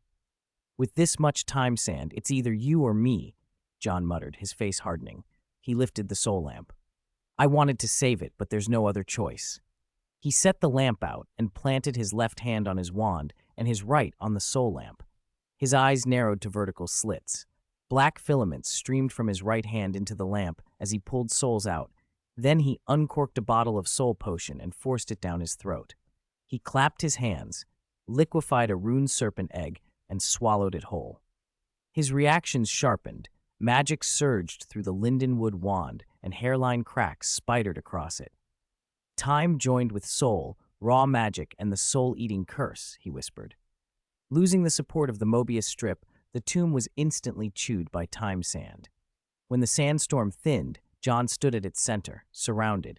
Without hesitation, he flung the soul lamp into the storm. The lamp's ethereal blue flame flared. A tortured wail, Helbo's soul, rose from it. John leveled his wand. Magic condensed into a rushing shaft of purple lightning and struck the lamp. Cracks raced over the glass, and an enormous tide of soul energy burst free, expanding into a domain. John growled and poured in more power. Time sand, the soul lamp, and his magic collided. He reached up with his right hand and draped a black curse over the conflux. The four forces, time, soul, magic, and curse, interacted and formed a vacuum. Black energy streamed from his eyes. A vortex spun about him and ballooned into a black hole that swallowed everything. The pyramid groaned, shrank, and shattered as it was drawn inward. In moments, the entire structure was consumed. The time sand pressed onto John, drilling into his left hand. Tiny grains bored into his flesh. He bit down on pain and let the sand work its way through, chasing along his veins into his organs. His liver flickered to gold. His body shifted under the invasion. Colors not his own haunted his vision. He saw Muggle battles, wizarding conflicts, aurors materializing at Hogwarts, a black curtain hovering over Paris, a great explosion, and a blue dragon ascending. He glimpsed his aged teacher, then a plump Muggle. "Stop it!" he roared. The vision snapped off as he unleashed himself. He poured in sixth-level magic, every scrap of restraint stripping away and every emotion transmuting into force. The purple lightning thickened and struck the soul lamp again. The cracks widened. Helbo's scream turned to terror. "No, what are you doing, you lunatic?" Helbo shrieked. "You'll destroy everything and die too." Helbo, seasoned and knowledgeable, recognized what John was attempting, a reckless collision of time, magic, and soul.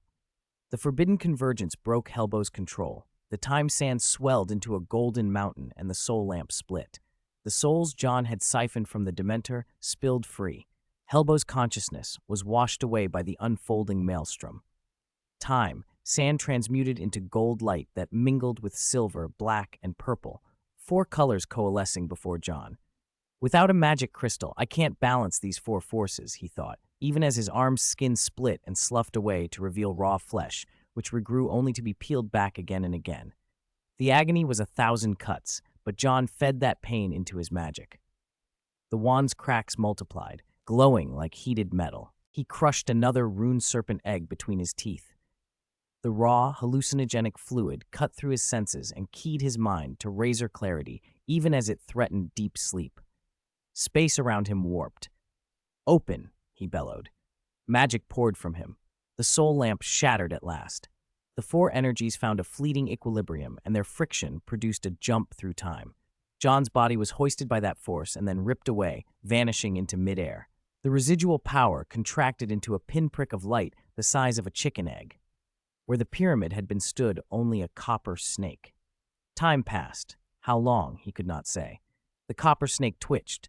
That single motion unbalanced the fragile equilibrium instantly. The little point of light ballooned, then detonated outward in a force that unstitched reality. It blasted from beneath the old tree, consuming everything around it. When the dust settled, a smooth, perfectly circular giant crater gaped in the Egyptian earth, and the one who had set all this in motion was gone. Gale had fled Godric's Hollow and left that country far behind.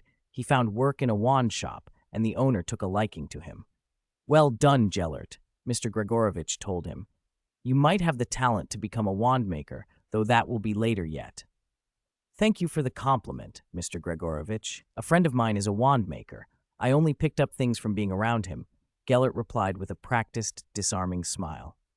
He lingered by the cabinet where Gregorovitch kept his rarities. Among them lay an extraordinary elder wand. "Yoel," he said softly, "it seems I found the elder wand first." Chapter 530. Hello, Newt. Time flickered without mercy. Space tore and reknit around him. One moment, a featureless plain opened before John. The next, a slaughtered battlefield filled his sight. A plane screamed across the sky and dropped a bomb. Before it struck, John blinked out of existence. Smoke trailed from his wand and purple magic spilled in sheets. The black energy in his eyes thickened. He jumped hundreds of times in a breath. "If this keeps up, I'll be drained dry," he thought. He couldn't afford any more random jumps. He forced everything he had into a single brutal effort. He gripped with his left hand. The battered wand, squeezed to its limit, erupted. The magic inside detonated. His soul felt as if it split and scattered as time itself tore. Then, with a wrenching lurch, John burst out of that fractured space and reappeared in midair. Wings tore from his back. He fought to control them, to angle his body. He flipped, beating the new wings with everything he had, but his descent was still inexorable. Just before he hit the ground, he shifted again, this time changing into a dragon. His vast body slammed down with an impact that echoed for miles. Chapter 5 and 13. The sudden commotion startled a small team camped a short distance away. Wizards were haggling and gesturing. The noise made everyone look up. The bearded dealer of fantastic beasts rose from his seat, cursing in surprise. What was that? Like something fell, someone muttered. Voices rose in a confused chorus. A freckled young man, nervy and awkward, edged toward the tent, using the distraction to slip inside. In the dim interior, a great golden bird lay bound by chains near death. It was a thunderbird, capable of calling storms, native to Arizona but snared by poachers and brought to Egypt. The young man had stumbled across the gang by chance and followed them when he learned of the sale. Shh! He put a finger to his lips and crept closer, glancing at the dealers who were arguing outside. I'm here to help. He drew an ashwood wand and pointed it at the iron cage. Alohomora. A soft click answered. As an expert in fantastic beasts, he took in the thunderbird's condition at a glance. He didn't waste time on reassurances. He slipped the chains open, drew an enchanted case from beneath his cloak, and opened it. Come on, hurry, he urged, panic edging his voice as footsteps approached. The thunderbird pushed itself to its feet and, swaying, scrambled toward the case, drawn by the scent of food he'd left there. When the dealer and his buyer finally peered into the tent, the thunderbird was gone. The young man slipped back out and melted into a shadowy path. He couldn't apparate while the gang might detect it, so he put distance between them the only way he could, on foot. He's over there. Despite his care, someone shouted. The poachers, desperate men, gave chase at once. The young man stopped hiding and apparated into a stand of trees, but they followed the trail and kept up. He dodged spells and hexes, and a wayward charms blast nicked his case. Luckily, the damage was superficial. He ran until, unconsciously, he neared the source of the earlier crash. After another apparition, he finally shook his pursuers. Heart-hammering, he inspected his case. Click! He refastened a clasp and muttered, I'll have to repair that. Nothing else was following him. He waited, then moved on.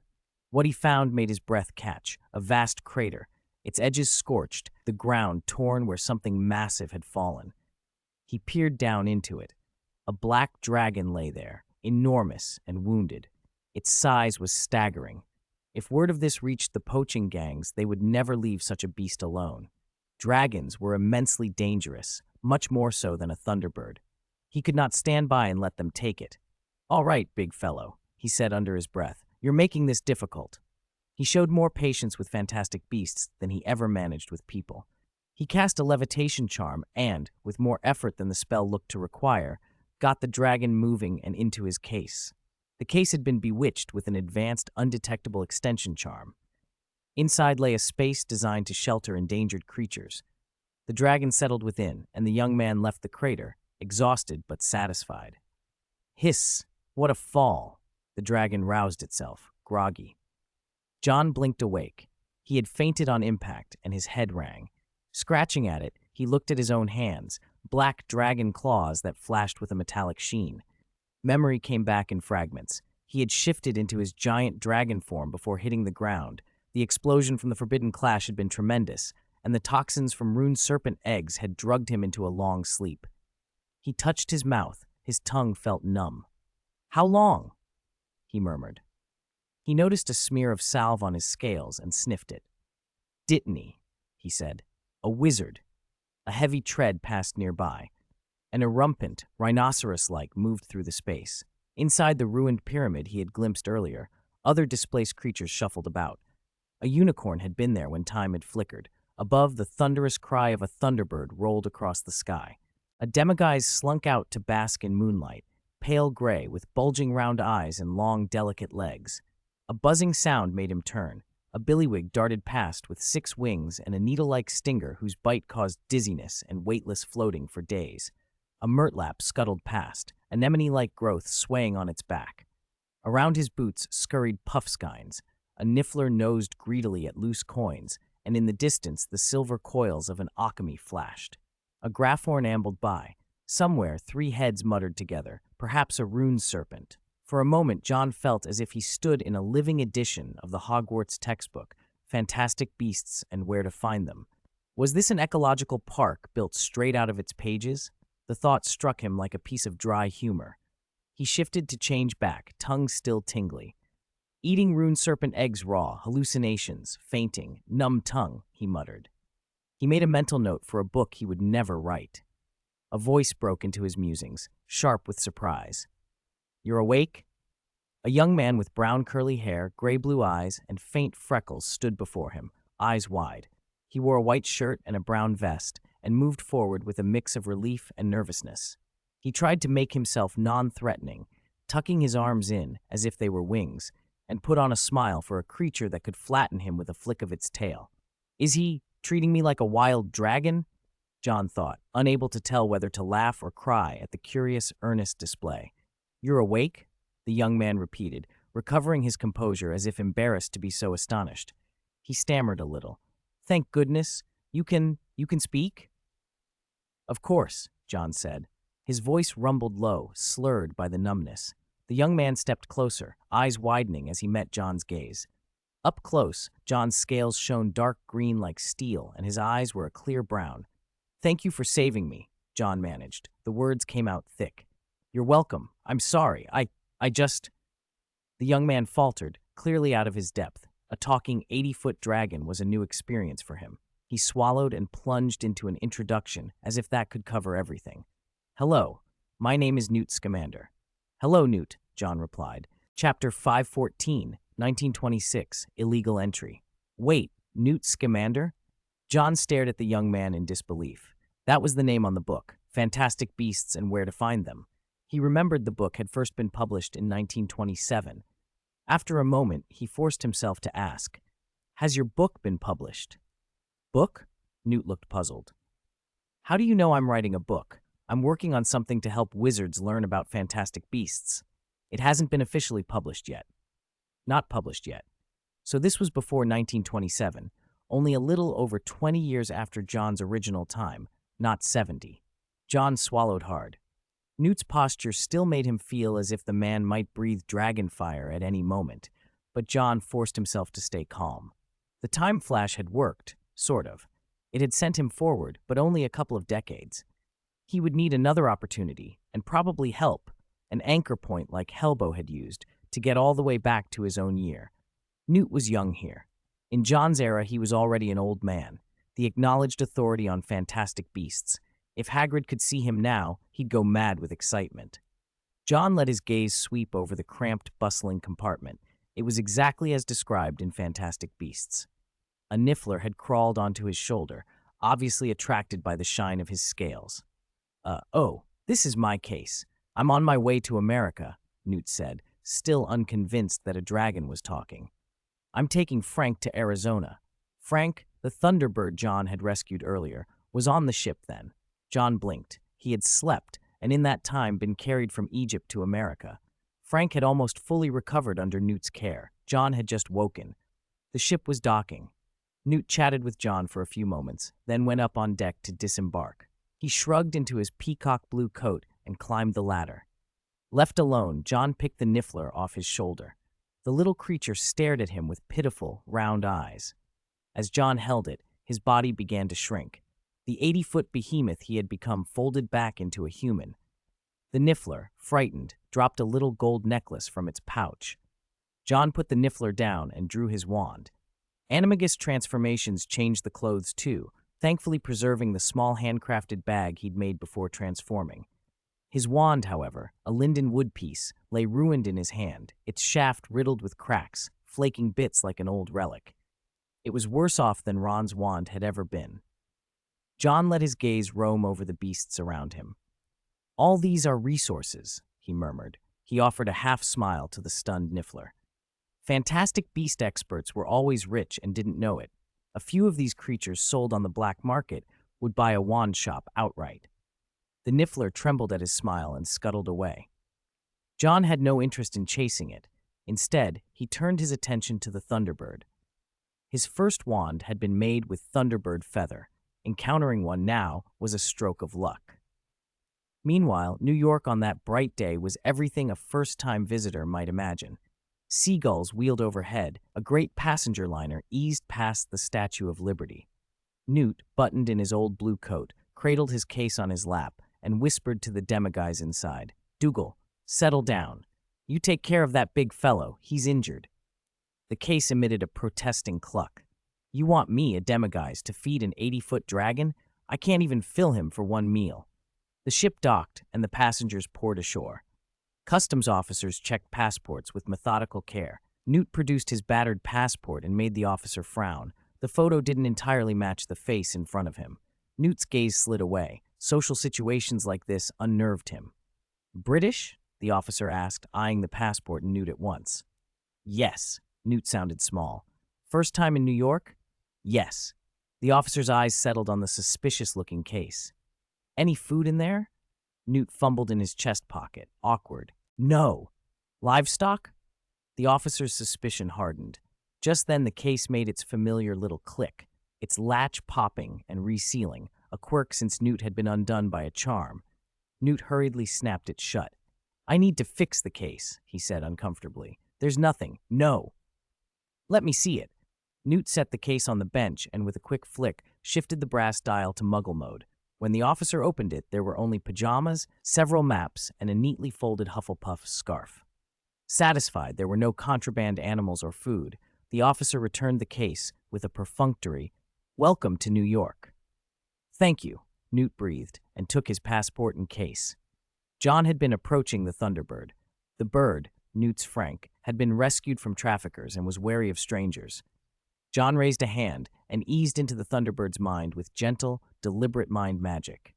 "Don't worry, I won't hurt you. I only need a feather." The Thunderbird eyed him, then gradually relaxed. Perhaps John's aura, tied to lightning, made the bird feel kin. John stroked the ruff of feathers at the bird's base and asked softly, "Could you spare one of your tail feathers?" The Thunderbird shook itself and led John to its enclosure. Newt had subdivided the case into bespoke habitats. Each area suited the needs of particular species. The Thunderbird's section was wild and windswept, with several broken feathers scattered where the bird had shed while healing. John picked up 2 feathers and patted Frank's head. With nothing else to do, John began to explore the larger space. It was exceptional work, the sort of high-level space magic and charms that would take a master to create and maintain. To fit a valley-sized enclosure inside a case required powerful, undetectable extension charms and countless supportive spells. He walked past a tree and eyed a bowtruckle clinging in the bark. Those little creatures were prized on the black market for their uncanny ability to pick locks. Better, some said, than Alahomora. The bowtruckle stuck out its tongue at him, very alert. John moved on. The demiguise area was dim and moonlit. The creature lay there in soft silver light. Nearby, a rare pair of horned serpents curled about their hatchlings. Newt had quite literally bred an almost extinct species back into a future generation. John whistled softly. The whole arrangement was astounding. Then he felt another aura, familiar and cold. He changed direction and followed it. Behind the curtain next to the demiguise enclosure, a chill drifted out. He parted the barrier and found himself looking into a snow-covered domain. The ground was white as bone, and the air bit his face. Strangest of all, there were no other fantastic beasts inside. Only one, a mass of black, coalesced like a bubble, obscurus. John stepped inside. A black mist seemed to pour from his eyes as if reaching for the thing. "A pitiful obscurial, turned into an obscurus after death," he murmured. An obscurus was not a creature of magic so much as a force born of pain and repressed magic. When a young wizard loses control of his powers and suffers cruel trauma, the result could be an obscurial. Ariana had been one. John himself was, in a sense, an obscurial too. He was convinced he was the only one who could wield that darkness with any freedom. Great power, he thought, always invited equivalent trouble. He stood before the obscurus and extended a hand slowly. Its power flowed toward him, black and hungry. Before it could touch him, he pulled his hand back, turned, and left. "I need a wand first," he said to himself. He could cast spells without a wand, but it was clumsy. From his satchel, he took a small bottle of soul potion. A black leather book tumbled out alongside it. He picked it up and glanced at it. "A nuisance that lasts 1,000 years, he muttered. After drinking the potion, his eyes cleared. Then he left. New York was waiting. Upon arriving in the city, Newt wandered with the wide-eyed wonder of someone who had stumbled into a whole new world. On the steps of the city bank, a woman in plain Puritan attire stood on a crate and roused a crowd with a fiery speech. Behind her, a man held a flag bearing the movement's emblem. A pair of hands dramatically crushed a wand amid painted flames. The sign read Second Salem, an extremist, anti-wizard group. Newt, a wizard, listened with fascinated naivete. He stopped and stared, taking everything in like a child behind glass. Distracted, he jostled a tall woman on the steps. "I'm very sorry," he blurted. She barely glanced at him and went on chewing her hot dog. Newt tried not to meet her eyes. Then a voice behind her said, "Excuse me, beautiful. I need to get into the bank," and a portly, affable man squeezed past, carrying a leather case. As he passed Newt, he tripped over the case Newt had set on the ground. "I'm so sorry. My case!" the man exclaimed. Newt helped him up, apology tumbling out of him. The man, Jacob Kowalski, was about to scowl, but Newt's earnestness disarmed him. "No problem," Jacob said with a forgiving shrug and hurried up the steps. The speaker on the crate noticed the commotion and fixed her gaze on Newt. "You, friend, why are you here at our gathering?" she called. Newt, shy and suddenly spotlighted, stammered, I just passed by." She wasn't about to let him leave so easily. "Are you seeking truth? Searching for answers?" "I'm more of a chaser," Newt muttered awkwardly. A well-dressed man emerged from the bank and tossed a coin to a beggar on the steps. The coin flashed in the sunlight as it struck stone, and through a narrow crack in Newt's case, a pair of small paws reached out and wriggled free. A niffler. Before Newt realized, the little creature had slipped from the case and was gone. Newt bolted after it into the bank, and there, bewildered and wide-eyed, he ran into Jacob again. Outside, the crowd and the protesters' speeches grew louder. The bank had become a scene. Who could explain to Jacob that one moment he'd been in the vault and the next he was outside on the steps? The police arrived quickly, but they didn't notice two people slipping into the alley beside the building. Meanwhile, inside that very case, John examined the remarkable little ecosystem Newt kept. The case was divided into neat compartments, an entire miniature habitat built for creatures and study. He tossed the troublesome niffler's mischief to the back and snapped off a branch from the tree where a bowtruckle lived. The bowtruckles rustled in anger, their twig-like arms waving. John fixed them with a look, and the tiny guardians wilted at once. "Alchemy eggshells make excellent material," he said aloud. "Purer than common silver and magical." He walked to the alchemy nest. A few hatchlings wriggled among scattered silver eggshells. John reached for one. Something watched him from nearby, eyes full of worry. An ape-like demiguise hesitated, unsure whether to stop him. "Don't worry, I'll only take a little," John chuckled. "Demiguises too. No wonder Hagrid admires this place." With an eggshell in hand, he took stock of the other materials in Newt's central workshop. Oak sap used by creatures to bind nests, lengths of birchwood, feathers. John wasn't an intruder here. He treated the workshop like a borrowed studio. He found a bottle of oak sap and began fashioning a wand. A stealthy niffler crept in and peered at his satchel, eyes glittering with avarice. "If you touch my things, I'll eat you whole," John said lightly, revealing a toothy smile. The little creature shrank back, all but dissolving into a sulky puddle of fur and indignant tears. John had taken care of magical beasts before and was unmoved by the act. The niffler, seeing no sympathy, crawled away, only to freeze when it heard the familiar surr of coins and treasure. It climbed the ladder and pushed at a crack in the case's lid. Narrow as it was, a niffler could squeeze through. John finished stripping the bark from the birch branch and selected a thunderbird feather for the core. "This birch takes on magic well. Bowtruckles use it," he noted as he brushed oak sap over the shaft, smoothing the viscous binder until it gleamed. Because the materials had lived among magical creatures, the wand's creation would be faster than usual. He hung the coated wand in a sunny compartment to dry. He looked up at the sun of the case, bulbs with tiny lumos worms trapped inside, providing soft light. "It might be possible to keep ones like these," he mused, "if you can tame the creatures first." The convenience of the case impressed him all over again, a mobile office and an ecological park in one. Outside, in a different compartment, dragons' habits had been mimicked with rocky ledges. Thunderbirds flew in a miniature sky. John sat back, watching an erumpent in another plane. Its heavy breathing and restless movements told him it was in season. He hid behind the rocks to let his body recover from earlier jolts and closed his eyes for a nap. Above, Newt's voice rose in exasperation. "Last warning, little thief. Don't keep things that aren't yours." With a small thump, the Niffler was hurled back into the case and landed like a black furball, fuming and chattering upwards. John ignored the drama. He was nearly finished. The wand dried in a few hours, Lumos worms flickered faintly above, creatures fussed about their nests, and New York raged outside with protests, policemen, and confused citizens. The commotion at the bank had been set off by Newt and his missing Niffler. Jacob, caught up in it, was bewildered by where he had been a moment ago and where he stood now. The police had arrived, but they hadn't seen the two people in the alley, people who had no idea how much their lives would change in the days to come. Chapter 516, Newt stood ready to cast Stupefy. A tall woman in a suit of Makusa's gray watched him closely. Jacob Kowalski, the no-mage who'd seen magic, stood rigid and obedient. Newt's hand went for his wand, but before he could draw it, Jacob grabbed the case on the floor and swung. The blow landed flat on Newt's chest. Caught off guard, Newt stumbled. Jacob didn't hesitate. He wanted out. "Sorry," he muttered, and bolted. Newt lunged after him, but the crowd outside closed in and blocked any chase.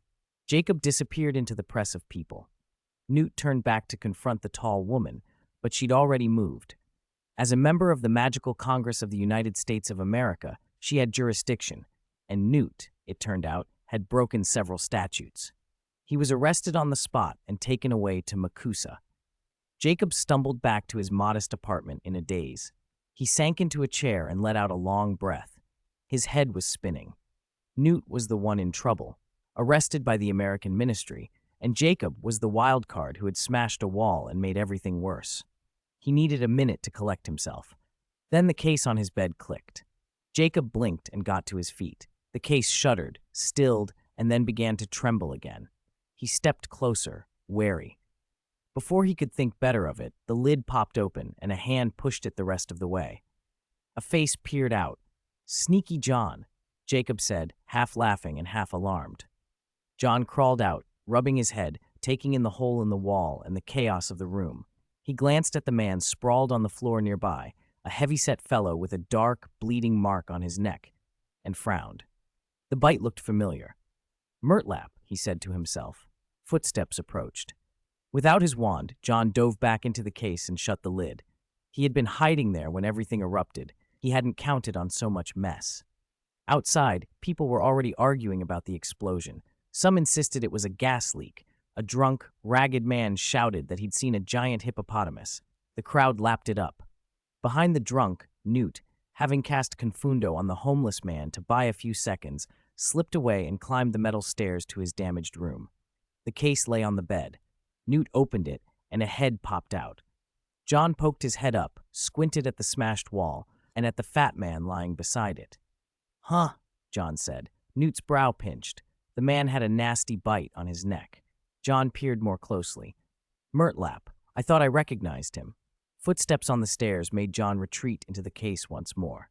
Newt stepped in, took in the blasted wall, and knelt to check the heavyset man. After a quick examination, he cast an efficient reparo, and the wall mended as if by careful old hands. Then he sat on the bed, reached for the case to check its contents, and John, who'd been quietly watching from inside, froze. Newt glanced down and shut the lid again. The woman from Makusa stamped up the stairs and found Newt there. "Was the case open?" she demanded. "It had a small crack," Newt said with a polite, weary smile. "Just a crack, only as big as it needed to be for something large and unruly to squeeze through." Only Newt knew the truth of what had been inside.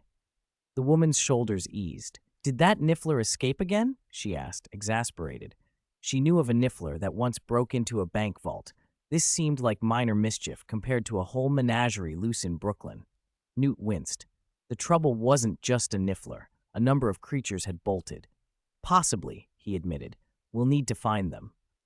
Before they could set about that, a Murtlap scurried out from under the bed and latched onto the woman's arm. She screamed. Newt shot up, grabbed the Murtlap's tail, and wrenched it free, stuffing the writhing creature back into the case. He shushed the woman and waved the murtlap down with the calm of someone used to beasts far worse. At that moment, Jacob stirred and sat up in a daze. The first person he saw was Newt, the strange man who'd been involved with the robbery come escape. "It's you," Jacob croaked. "Hello," Newt said, smiling but already reaching for his wand. He intended to perform a memory charm. The woman from Makusa bristled. "He's injured," she objected. "We need him as a witness." Newt frowned. "A memory charm would be best." "He's hurt. He looks horrible," the woman insisted, stepping protectively in front of Jacob. Newt tried to be reasonable. "Murtlap bites aren't usually serious," he said. Jacob's face went pale.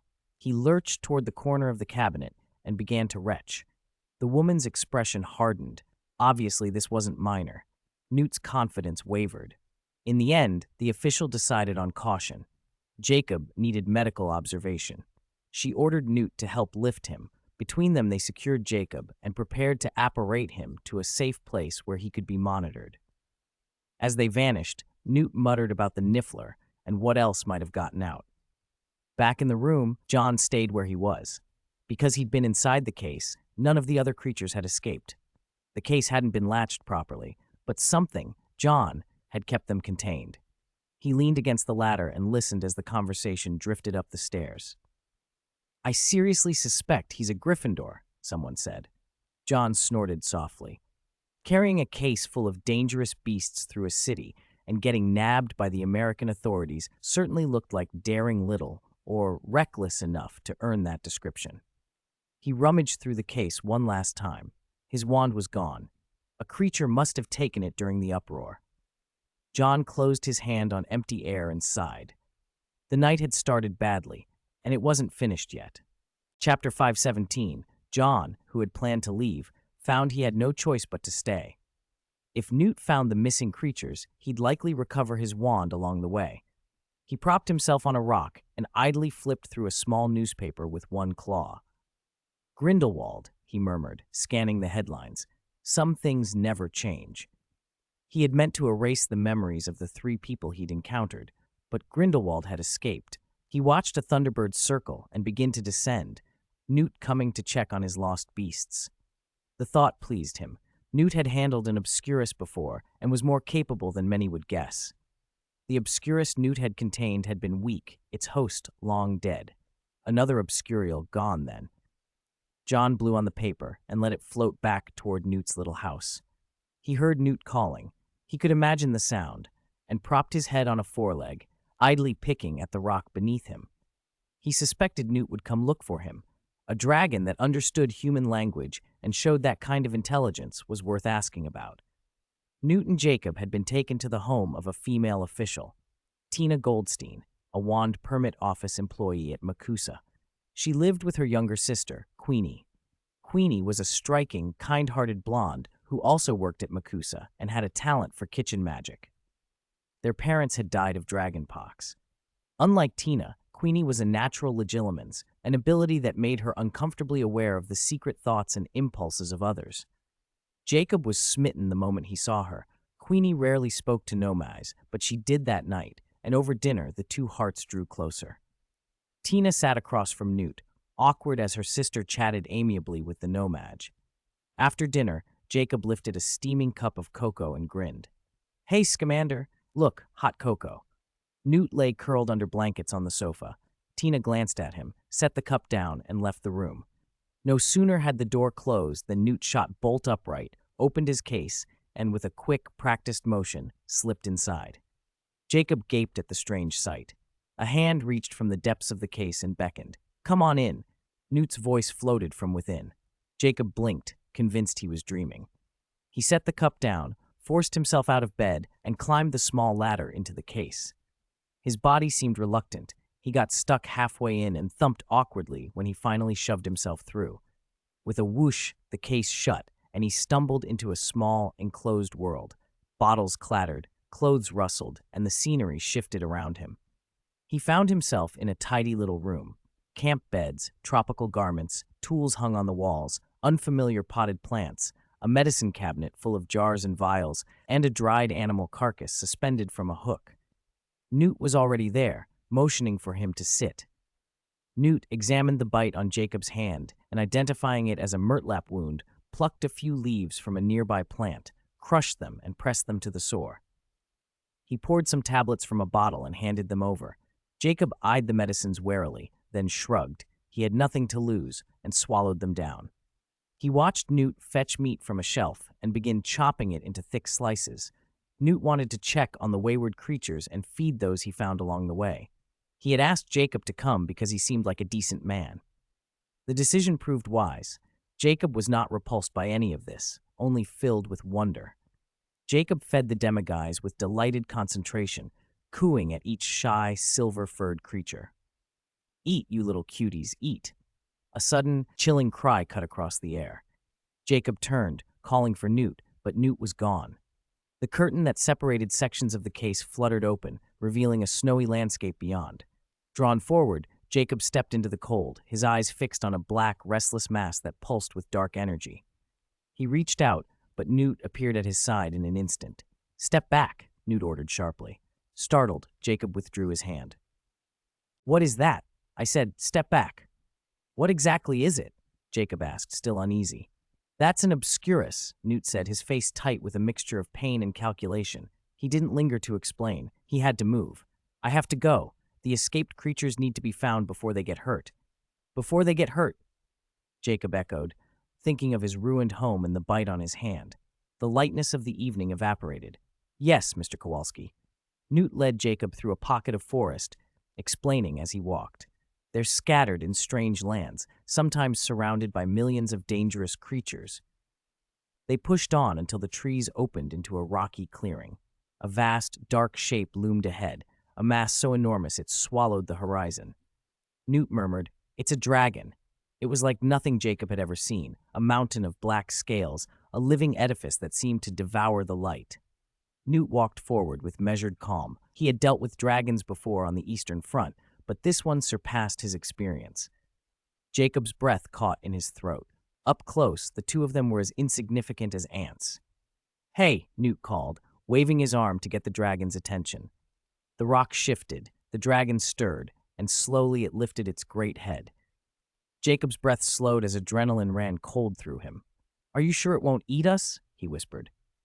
"Probably not," Newt replied under his breath, then called more loudly, "It's me, Newt Scamander." A deep chuckle rolled from the dragon. "Of course I remember you, Newt," John rumbled, peering down at them. "We only just parted ways." Relief washed over Newt. The dragon did not seem ill-tempered. Jacob, however, stood stunned. This creature spoke, and it was enormous. The dragon squinted curiously at him. "And you, sir, what are you called?" Jacob stammered, pointing to himself. "Me, Jacob Kowalski." "Kowalski." The dragon's interest sharpened. "Hello, Jacob." Jacob bowed on reflex. "Hello, sir." "You don't need to call me sir," John said casually, fingering a loose stone with the tip of a claw. "Just call me Shadow of Extinction." Chapter 518, Shadow of Extinction? Jacob said. The name did not sound friendly. Shadow of Extinction, did any animals get out?" As the owner of the case, Newt knew what should be inside, but he still wanted to confirm. "Many tried to run, but I stopped them," John said, idly resting a dragon claw on his chin. An erumpent in heat bolted, a demiguise slipped away, and of course that troublesome niffler. "I'm sorry, I was asleep when it happened." "Oh my goodness, I like him," Jacob blurted, as if the imposing black dragon before him were a gentle English gentleman. Newt smiled and thanked John. "Thank you for your help, Shadow of Extinction." The name was odd, but John's manner had been kind. He had prevented a far worse disaster, and Newt was grateful. Now that he knew roughly which creatures had escaped, he had a clue. He turned to Jacob. "In your opinion, where would a medium-sized creature that likes open plains, trees, and puddles go? In New York?" Jacob blinked. Newt nodded. "Plains?" Jacob thought a moment and then brightened. "Ah, Central Park." Bringing this nomad with him had been the right decision. "Where exactly is it?" Newt asked. "Where is Central Park?"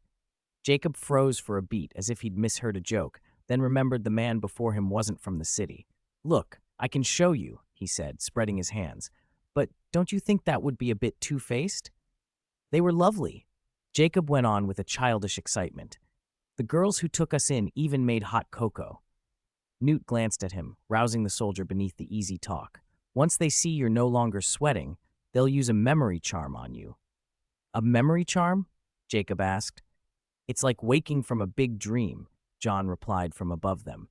"Everything you saw of magic in the dream will vanish without a trace." Jacob stared at the stranger. The truth landed hard. "I won't remember any of this?" Newt nodded. The cruel yet honest answer left Jacob dazed.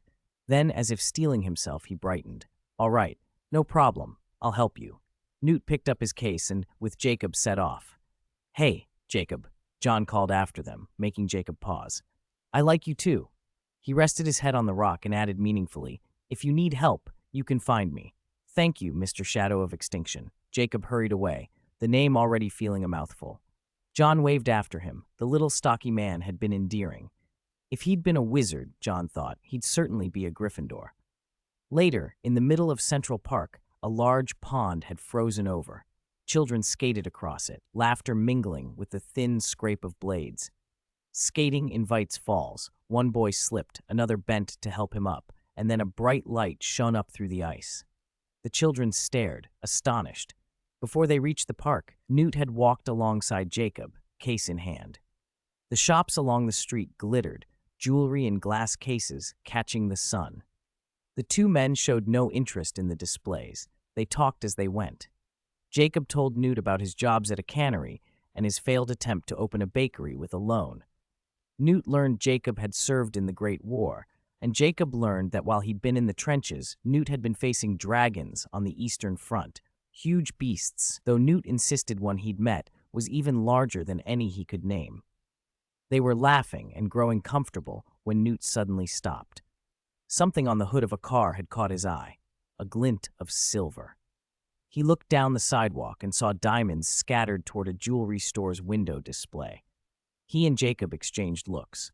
Newt crept forward, tiptoeing past the glass, peering in. Where the necklaces should have hung, a niffler had posed as a jewelry stand, its small arm draped with strings of diamonds. The necklaces slipped and chimed as it shifted. Newt stared, incredulous at the niffler's shabby disguise. The creature felt his gaze and slowly turned its head. For a moment their eyes met. Then the niffler bolted. Newt shattered the window with a spell and dove in after it. Jacob stood outside, stunned and useless. He wanted to warn Newt that smashing a window was illegal, but his voice stuck in his throat. Inside the shop, glass and glitter went flying. The chandelier crashed down. The niffler scrambled over display shelves, claws skittering for purchase. Newt and the niffler clambered onto the jewelry cabinet, and the whole thing collapsed into the street. At that instant, Newt's case sprang open with a horrible roar, and every head on the block turned. A second voice cut through the noise. "Shut up!" it thundered. Inside the case, the Nundu had been struggling to break free. John did not indulge it this time. He glared at the great beast, and his presence pressed down like a physical thing. The Nundu froze mid-step, the threat of John's power hanging over it like a blade. It paced in a small circle, eyes fixed on him, a low, dangerous sound rumbling in its throat. John's eyes narrowed into vertical slits, but they were not dragon eyes at that moment. They were serpentine, too. The gaze struck the Nundu, and its muscles locked. It stiffened, slowly crumpling as if turned to stone. John blinked. His eyes slid back to normal. He stepped forward and prodded the Nundu's flank. "Not dead," he breathed, relieved. The creature was petrified, held immobile by John's stare, but alive. Outside, the struggle had become chaos. The human and the niffler toppled through the broken window and sprawled onto the pavement. The niffler reacted faster, darting away in a glittering trail. Newt yelled, "Axio!" and the little thief and every stolen trinket began to fly back toward him. Just as the niffler clawed a lamppost and swung to another pane of glass, Newt sent another spell and turned the glass into a wobbling, jelly-like sheet. The niffler smacked into it and stuck, unable to make its getaway. Newt panted and crouched to secure it. "All right, happy now?" he huffed. Sirens began to wail. Police cars skidded to a stop, officers spilling out, blinking at the two people tangled in diamond necklaces and the wrecked shop. "They ran that way," someone shouted, and Jacob, desperate to help, tried to point the policeman down a side street. The officers stared at the two glittering, half-covered figures as if the whole thing were a joke. At the end of the street, a lion appeared, padding into view and drawing the officer's attention away. Newt, with the niffler safely folded into his coat, seized the moment. "You know, New York is certainly more interesting than I thought," he said with a small smile. While the police were distracted, he scooped up his case, grabbed Jacob's hand, and apparated.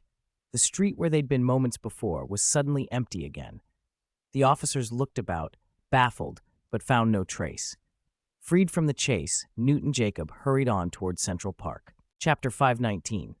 With the niffler secured, 2 more magical creatures still remained to be found.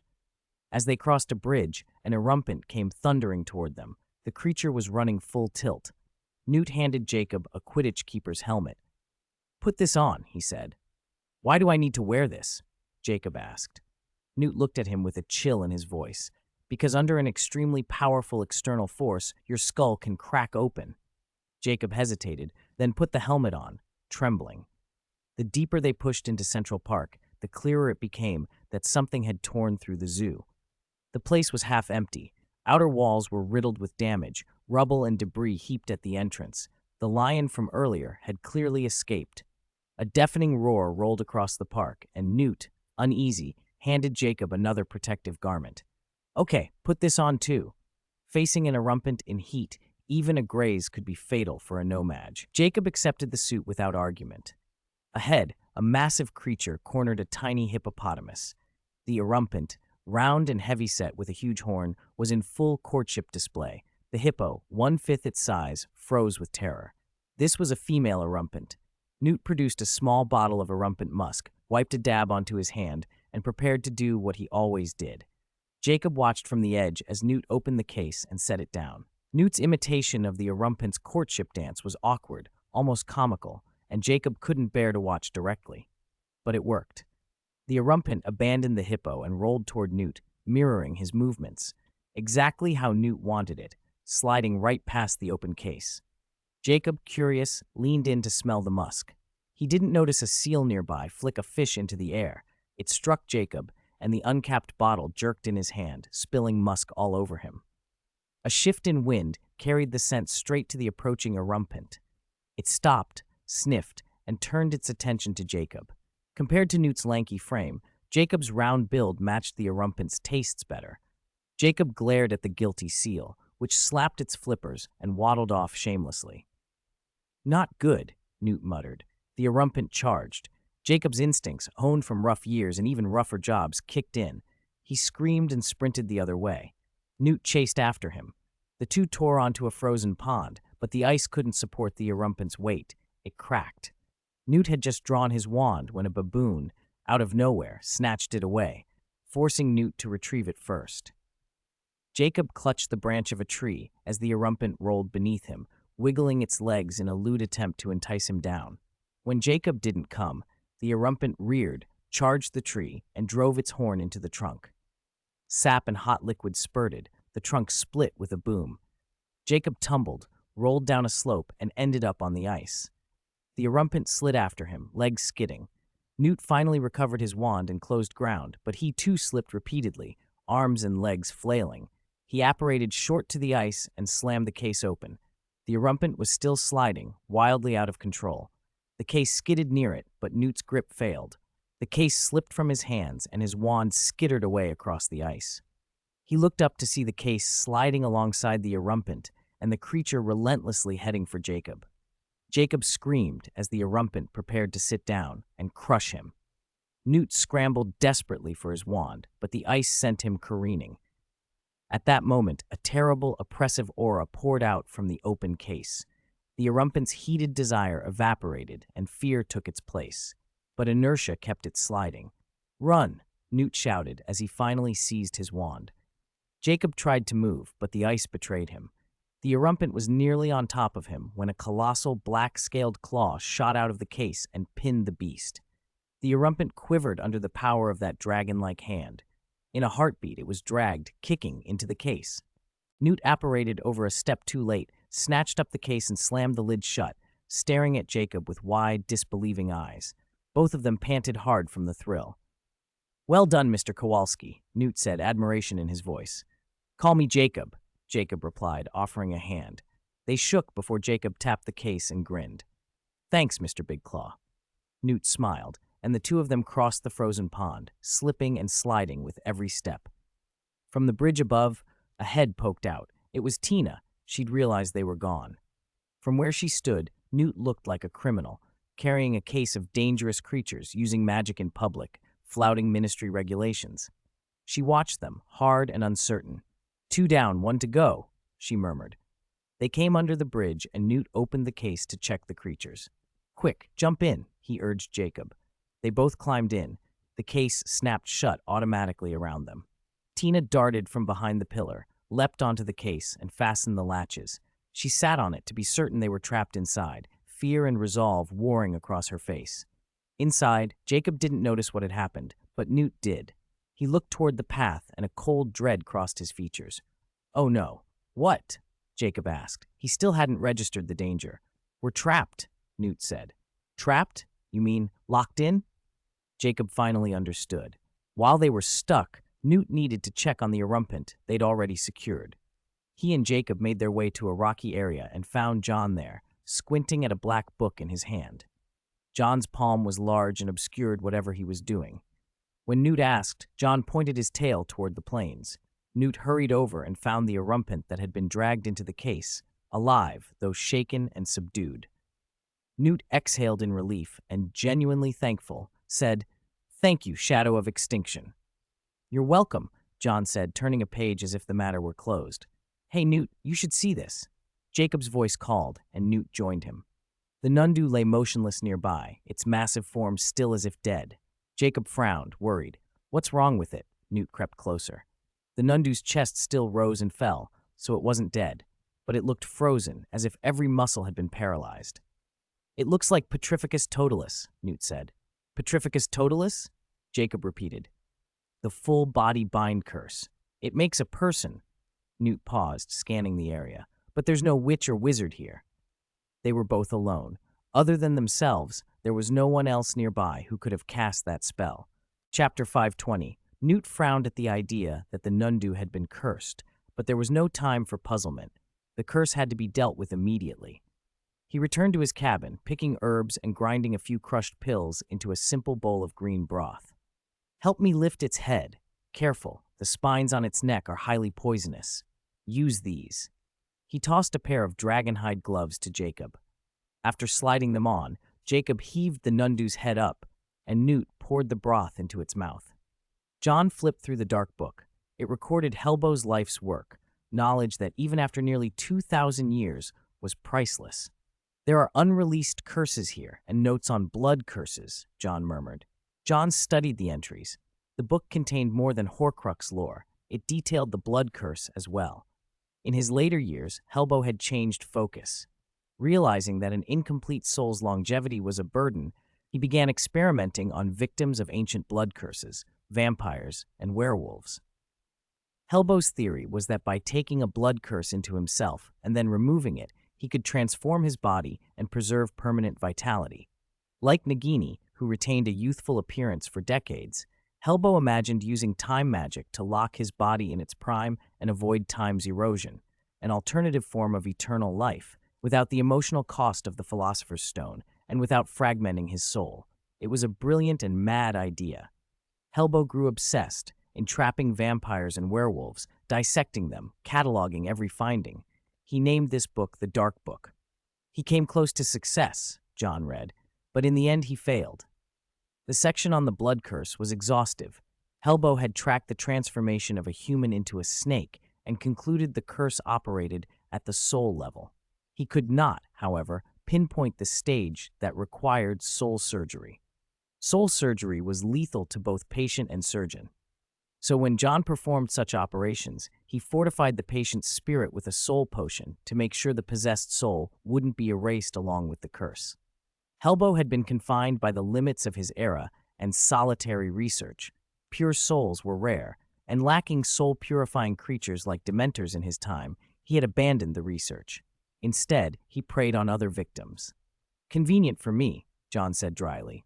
There was a seductive pull to the book's pages, but John shrugged it off. As one of Helbo's Horcruxes, the book tried to erode its reader's mind, but its first impression had been humiliating. It had been threatened and scorned. It could not deceive John, much less bewitch him.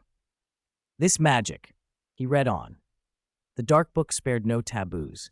It even described a time spell inscribed in a pyramid, continuous rewinding of the body through time so a warrior would never die in battle. It was an extreme healing magic, different from ordinary healing, which repaired damage. This spell reverted an object to the exact state before it was harmed. It applied to visible, tangible things. Time could wear down a soul, but it could not be rewound. John named it the Time Corridor. An Ouroboros mark glowed on John's left hand. He used a sharp dragon tooth to split the scales over it. The scales cracked, and in the moment before they hit the floor, they reversed, bone and keratin returning, the wound healed as if nothing had happened. Even the blood flowed back into the body. Improper use will leave permanent scars, John warned, and closed the dark book. By then, Newt had finished treating the Nundu. Once freed from its petrification, the creature let out a cautious roar in John's direction before slinking back to its territory. Newt was puzzled by its reaction and looked toward John. He was about to ask whether John had done something when he heard a sound from the case.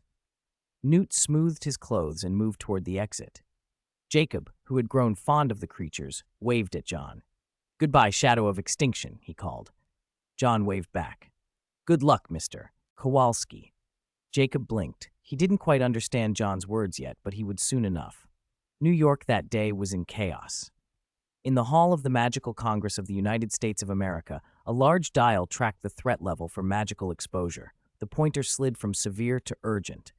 Since Grindelwald had become active, the statute of secrecy had been under constant threat, but never so severely. Tonight was destined to be sleepless.